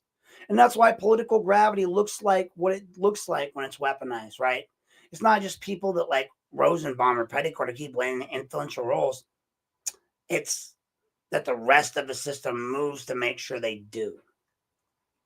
They're designed to do that. The people that are willing to be the frontliners. That checks and balances are treated as optional. That the public trust is treated as expendable, and the transparency is treated as liability, right? Oh yeah, the ghosts are still there. They are just embedded in the architecture. They are woven into the relationships between the prosecutor's office, the county commissioners, and the judges and the media. And they are what make the machine keep running, even when they feel a scandal, silence, or complicity. And as we transition, I want to keep one thing in mind. The system in Lorain County does not fear exposure. It fears disruption. It fears people who keep asking questions long after the headlines fade. It fears records. It won't stay sealed. It fears public that remembers. And we will remember, because, Petticord, the utility player in all of this, is like the big player in the county's chessboard. You won't understand how the county's legal machinery operates And when it thinks no one's looking, you don't have to look any further than Dan Petticord. For a decade, Petticord's functioned less like a traditional legal advisor and more like a roving institutional fixer. He's a utility player who shifts positions like a shortstop to first, to infield, depending on what narrative the county needs to maintain. Whose assignments never seem to conflict out, right? When even clearly they should. It starts with his tenure as chief assistant prosecutor for Tomlinson. And then in that capacity, he doesn't just supervise assistants or coordinate policy. He was the central legal figure in settlement approvals, legal reviews, and the public's messaging around certain high state cases. And when the controversial Battistelli payout emerged, he quietly processed by the county in a way that skirted courts and insurance reviews and other procurement requirements. Petticord's name was all over this, not JD's, not Burge's, not even anybody on the other side. None of the commissioners, not Michelle Hong, not Dave Moore. I mean, a little bit of Dave Moore, but it was all Petticord. He told JD how to protect himself. He told the commissioners how to pay it out. And in reality, he told everyone what the script, blueprint, whatever you want to call it was. It was all Petticord. And again, it was typical Petticord legal advice. Bad. I mean, listen, if I had the choice between asking my child, who lies a lot to me, legal advice, or Dan Petticord, I think I might ask Clarity. Just saying. Because Petticord is not a passive participant. He helped shape the legal justification behind the structure of all this payout. He was directly involved in the effort to keep the terms of what the settlement sealed was from the public. And when attorney Tom Barilla filed suit to compel disclosure of the records related to the Battistelli settlement, Petticord appeared on the other side, representing the commissioners and the prosecutor's office and defending their secrecy on a decision he made. So in one breath, he's part of the machinery that authorizes the deal, and in the next, he's the attorney arguing in the court that no one should be allowed to see how it was done. Don't look at what I did. Come on. But that is the end of his utility, because not long after, he's no longer with the prosecutor's office because JD leaves, and he gets moved. Petticord gets moved to a new role, this time administrator of Lorain County Job and Family Services, where there was no public announcement, no explanation of how a man at the center of so many controversial legal decisions and a lawyer quietly became a civil service leader in an entirely different department, just as before he moved without disruption, as through accountability was never part of the equation, right? And the people there are getting paid nothing. He has no experience in Job and Family Services, none whatsoever. But what makes his role especially insidious is that it's invisible to the public. His name rarely appears in the news headlines. He doesn't campaign except for when he ran for judge and he lost. He doesn't give interviews. His legal fingerprints are on every document that matters, from contract approvals to internal memos, from ethics opinions to litigation strategies. His role is not that of ideologue or even that of politician, even though he ran. He is the legal scaffolding that holds up the institution regardless of what way the wind blows. Yeah, sure, he ran, but that's just because I feel like he was reaching outside, reaching for his stars. He should have known better. That's not where you live. You live in this secret world, right? And perhaps that's why you remain so valuable to the people in power even after you ran, because you don't challenge the system, Petticord. You enable it. You adapt it to your needs and their needs. You put your name on whatever justification is required to keep the walls from falling in.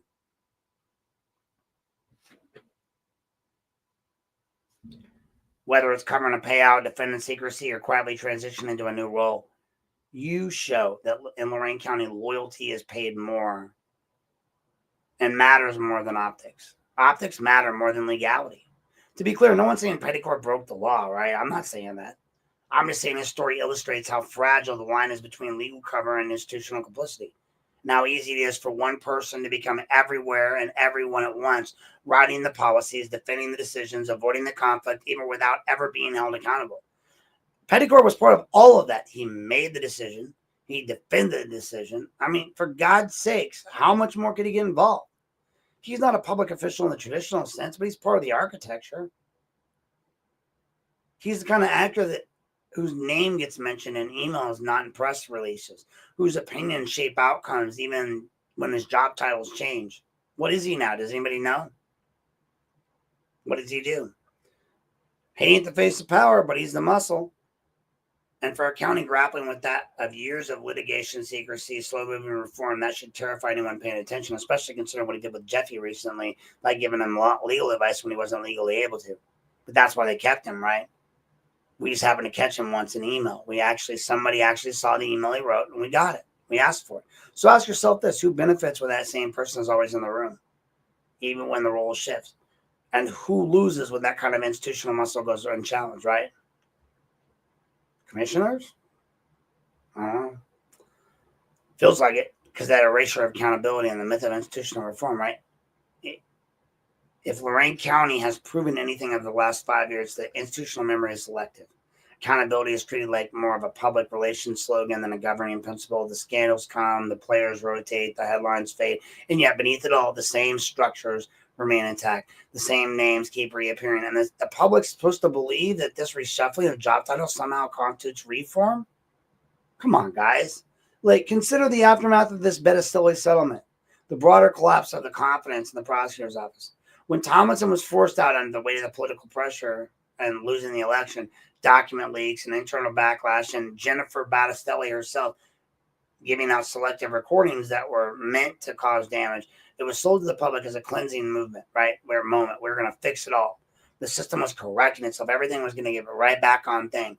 But the old guard would be reevaluated, and that's not what happened. What actually followed was a quiet continuity, right? The kind that only someone who's been watching closely would notice. Tomlinson staffed many who were directly involved in the decisions that he made and advising him on the strategies that are now under fire remain in place, right? Dan Petticord laterally moved into a civil service role in the Job and Family Services. Other internal actors from that period continued with little disruption, absorbing the fallout like institutional shock observers like Pluto or Zamba or any of these people, right? There was no independent review, no review of how the office handled sealed settlements or crafted dubious legal justifications, no public reckoning at all. No check to see if any of these people were backdooring JD.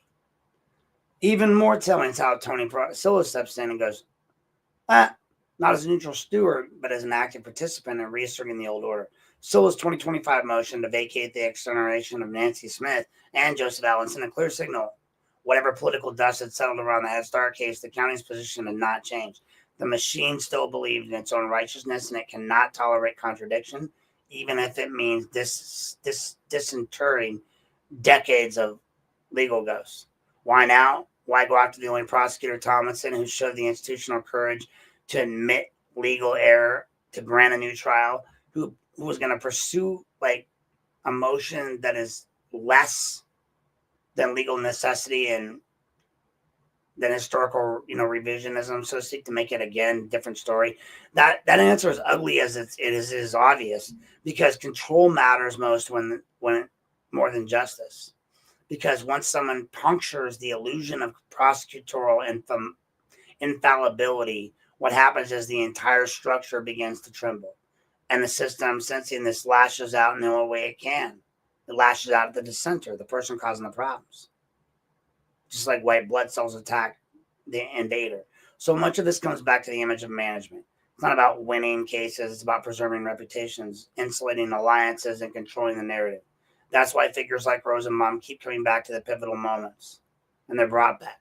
That's why people like Petticord are never truly gone, because what's at stake isn't just a legal battle. It's the county's ability to maintain the illusion that it polices itself. And for those who try to shine the light on those patterns, like me, Garen, or anyone else, those are the costs. I know it firsthand. I'm the plaintiff for the Nat v. City of Lorain. I see how this machinery reacts when challenged. I've reported on it. I've lived it. I've watched the city quietly hire Rosenbaum to defend McCann without ever explaining why. I've watched them lock arms, protect each other, and behave as if it's accountability and something that happens to be other people. But it's not reform when the same people rotate chairs. It's not accountability when the only one punished is the man who told the truth, me. That's, people go, why are you mad? Well, I don't have a job. Why do you have so much time in your hand? I don't have a job. Why? James McCann. But arguably, who doesn't have a job also? James McCann. So, eye for an eye, right? It's not justice when motions are filed to uphold the law but rewrite history. The legacy of that machine and the gatekeepers of that narrative at the heart of Lorain County's institutional resilience is what I call the legacy machine. It's not structural, built on transparency, public service, or ethical rigor. It's built on relationship silence and the careful curation of memory. It functions by rewriting history in real time, making critics look unstable, dissenters look disloyal, and its errors appear isolated, harmless, and abnormalities and anomalies in the system. It's not for those mistakes are never admitted. It's that the story of these mistakes are always managed and softened in a way that they're sort of divorced from the people who caused them. And there's no better example of this than what happened when I began uncovering records, inconsistencies, contradictions behind the Smith and Allen prosecutions, when, as reporting a project evolved into a collision course with the very system I was investigating. Because in Lorain City, journalism and litigation are not welcome tools for civic correction. They are threats to be managed, undermined, and ignored. I was never supposed to connect with Amber. She's Nancy Smith's daughter.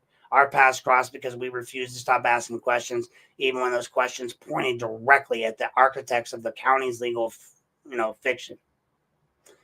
Though Amber and I came to understand that what happened to Nancy was not just prosecutorial overreach or courtroom failure, it was systematic, it was political, and it was perpetrated across decades through the deliberate refusal to challenge legacy actors like Jonathan Rosenbaum. Now, what people outside the county don't understand is how tightly these levers of narrative control are being held. Rosenbaum's not just a lawyer, he's a signal. He reappears in pivotal cases, whether defending McCann or pressing public record suits, telegraph a broader institutional message. We don't forget our own.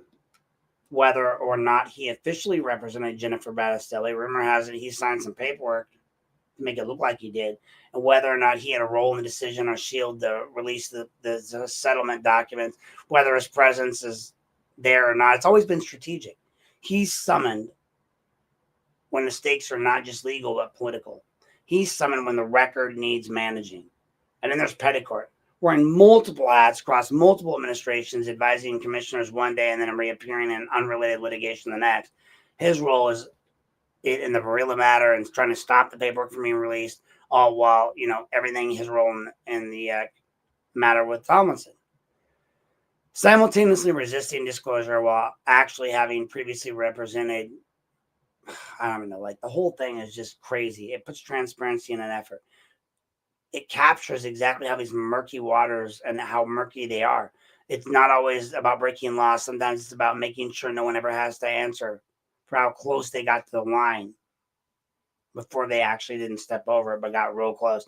The public sees the surface, a settlement here, a retirement there, a contract awarded, a motion filed, a judge ruling.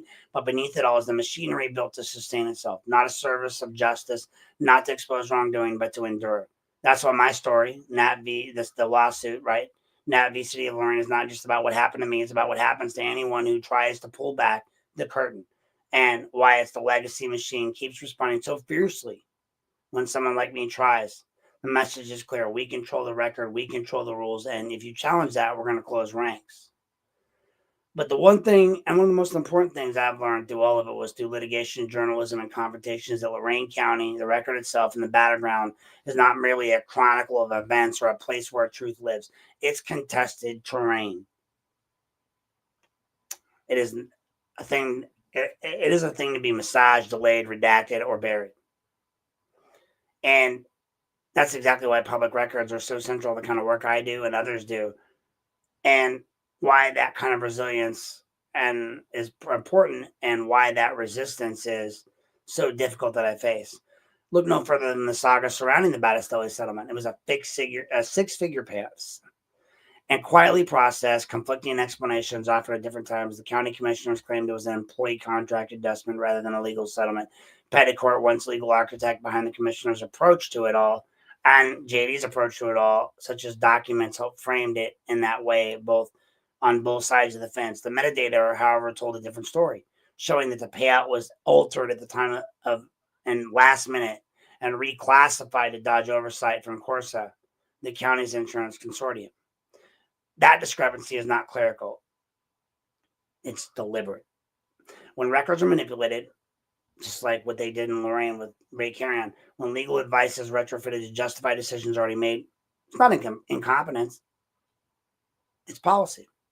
It's the quiet default of institutions that prioritize insulation over truth. And in the grand scheme of things, it's not just settlement records, it's arrest records, internal emails, executive session notes, requisitions, employment files. I've had to fight for all of it, sometimes through public records requests, sometimes in court, sometimes it's simply through the persistence of printing it out, reviewing the footnotes, and refusing to let the paper trail be ignored, because the paper trail matters. That's why my reporting, my litigation, my podcast all return to documents every time. I don't need to speculate. I don't need people to see what's already there. I need you to just read it. When I confronted the City of Lorain over Rosenbaum's contract with McCann, I didn't get asked questions. I filed. I pulled the vote logs. I requested the justification memos. None were produced. I submitted requisition reviews. I showed there were no competitive bids, no scope of duty evaluation, no documentation indicating that McCann should ever have been eligible for taxpayer funding counsel. It was a handshake deal passed amongst friends and recorded in the bland county language or city language of municipal bookkeeping. And when I dug into Barilla's suit, I saw Rosenbaum represent him again on a transparency claim, while Petticord, who had previously advised, the county on all these matters, was now involved with withholding the very records. It wasn't just irony; it was method. It was the system corrects itself, its course when it's challenged. Never punishes the navigators. Now, even as this podcast is running, the record's being curated.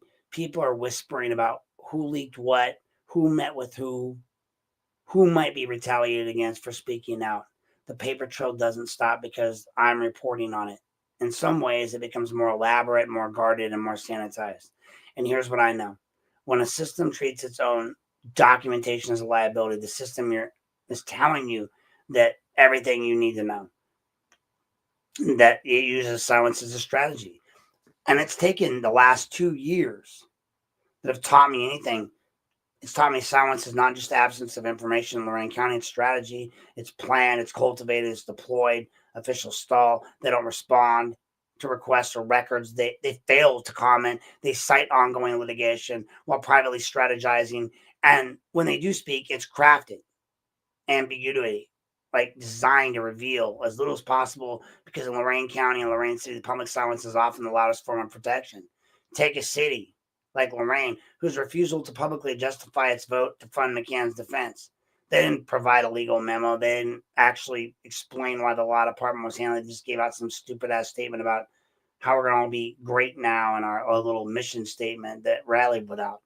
They didn't attempt a fig leaf of due diligence, not a green leaf of the Smith case, right? When I asked, when others asked, when the answers are bureaucratic theater, when Bob asked, when Garen asked, deflections, delays, redactions, redirections. But behind the curtain, they know what's coming.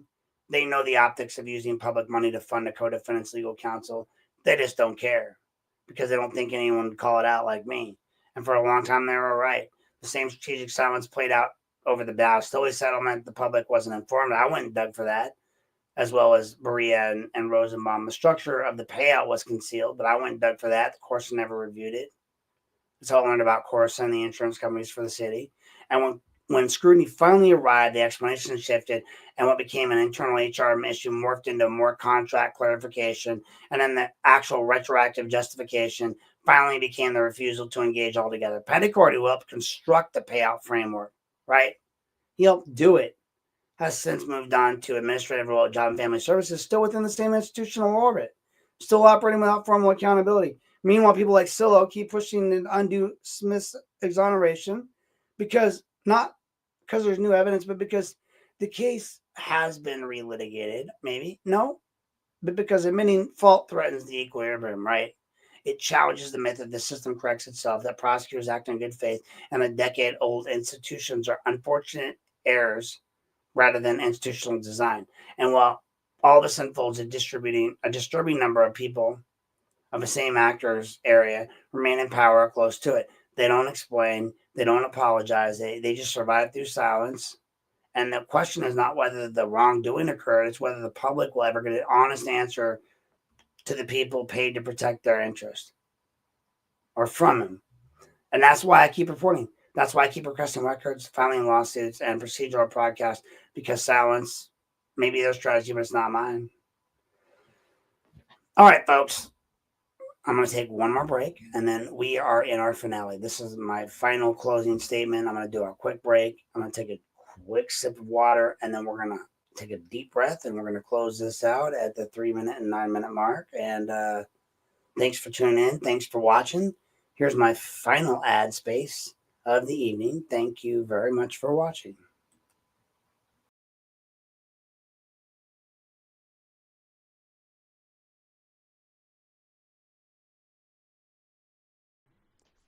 Here at Unplugged with Aaron Knapp, we like to thank our sponsors. We have a few unofficial sponsors tonight, and they are definitely not paid sponsorships. I want to throw out there a big thank you to Joseph Jones and Eric Jones of the Lorain Daily and the Vermilion Daily. They have a local news page. You should check them out. They do plenty of great work broadcasting all the news that is the news that you want to have in Lorain and Lorain County. So check them out. Also, please, if you need any legal services, feel free to reach out to Robert Gargas. You can find him listed online.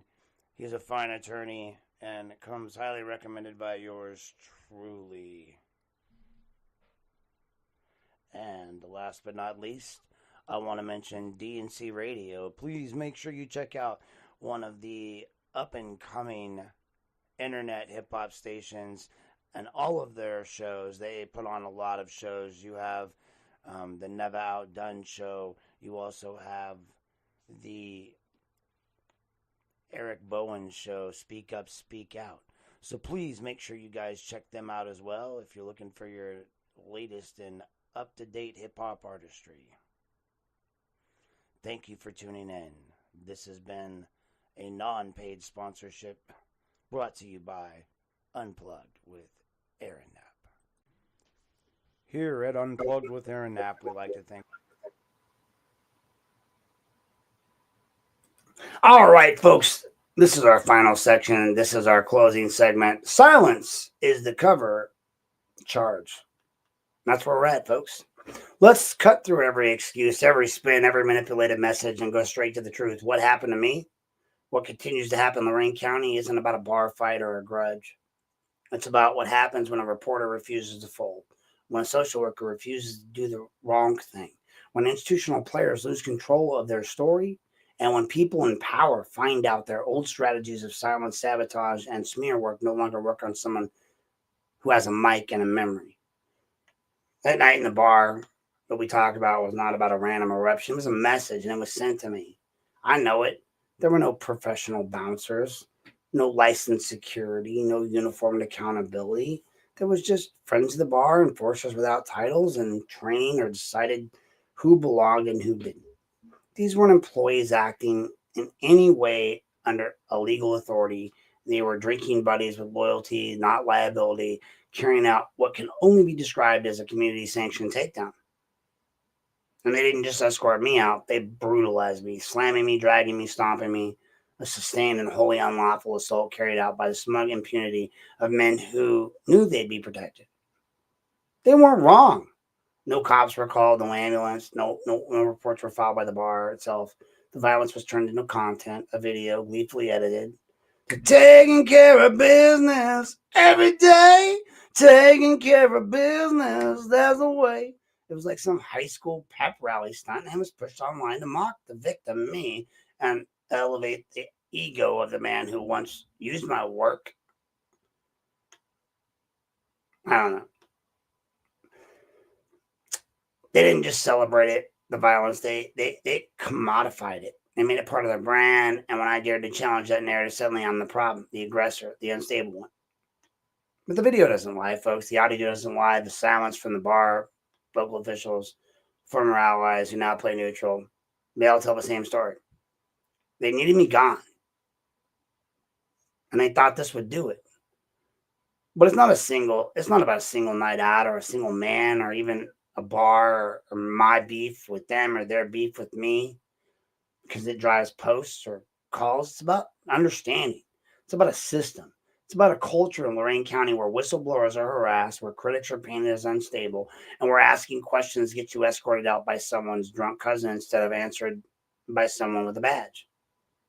It's the same county where Rosenbaum gets handed taxpayer money to represent defendants in civil rights cases while simultaneously suing for the county for transparency violations on behalf of another insider. It's the same county where Dan Petticord advises commissioners one week and shows up representing someone else, the prosecutor's office in the next to blow up their secrets, where contracts are awarded with no vetting or no review, just quiet nod from full table of defendants protecting each other's flanks. And let's talk about everything that's happened with me in the madhouse that I've advertised for all that. I'm okay with that. Like, I mean,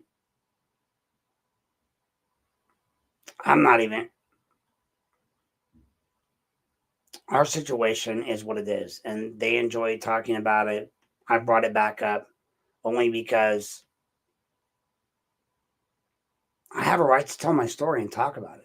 I have a right to mention it. I have a right to bring up people, and I have a right to feel a certain sort of way about things because they're all part of this culture of the story. Did Scotty Campana call me? Yeah. Did Tia send others to speak on her behalf after I blocked her? Yes. Jeff Gasselman, others. Campana called me.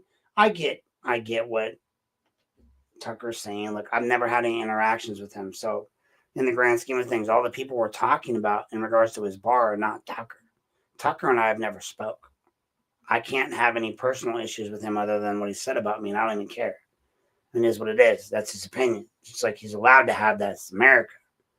But it just feels like when Campana called me and Tia sent Castleman to call me and other people were calling me and all this stuff, it was right after the thing happened at that bar. They felt like coordinated moves that were created like to be plausible deniability, to muddy the waters, to make me look like the problem.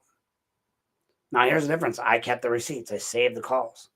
I have everything. I documented every message, every incident, every attempt to gaslight me. I mean, even when Gito on the podcast admitted his own family questioned why he didn't intervene when, he just stood over that old man, as they said. He obviously was bothered by it. I get it. I'm not saying I was right. I'm just saying y'all was wrong. You had a responsibility to your patrons to take care of them, and you didn't. Now, I mean, if they want to say I swung first, then how does that explain the earlier hit I took before, I re-entered the bar? They even admitted, they said, oh, he got punched by somebody. If I got punched by somebody, then I didn't throw the first punch. How does that hold up under Ohio's assault statutes? Well, it doesn't. It's just the excuse they tell themselves to sleep at night, and that's fine. When I brought it up after the election, I get accused of dredging up old drama recently by people I know and care about, and that's fine because that's what they're doing, and they're making my friends and people that I'm friendly with feel that way, and I don't judge them for that because you're allowed to feel that way. Well, let's ask the honest question: why wouldn't I? Why wouldn't the truth have an expiration date? Why should justice be dictated by campaign cycles? The argument seems to be that talking about what happened to me, and by continuing to fight back, I'm somehow unstable again. But that does say, what does that say about the people who stood by, who did nothing, who said nothing, and now want me to play nice so they can avoid uncomfortable truths? Let's talk about legality.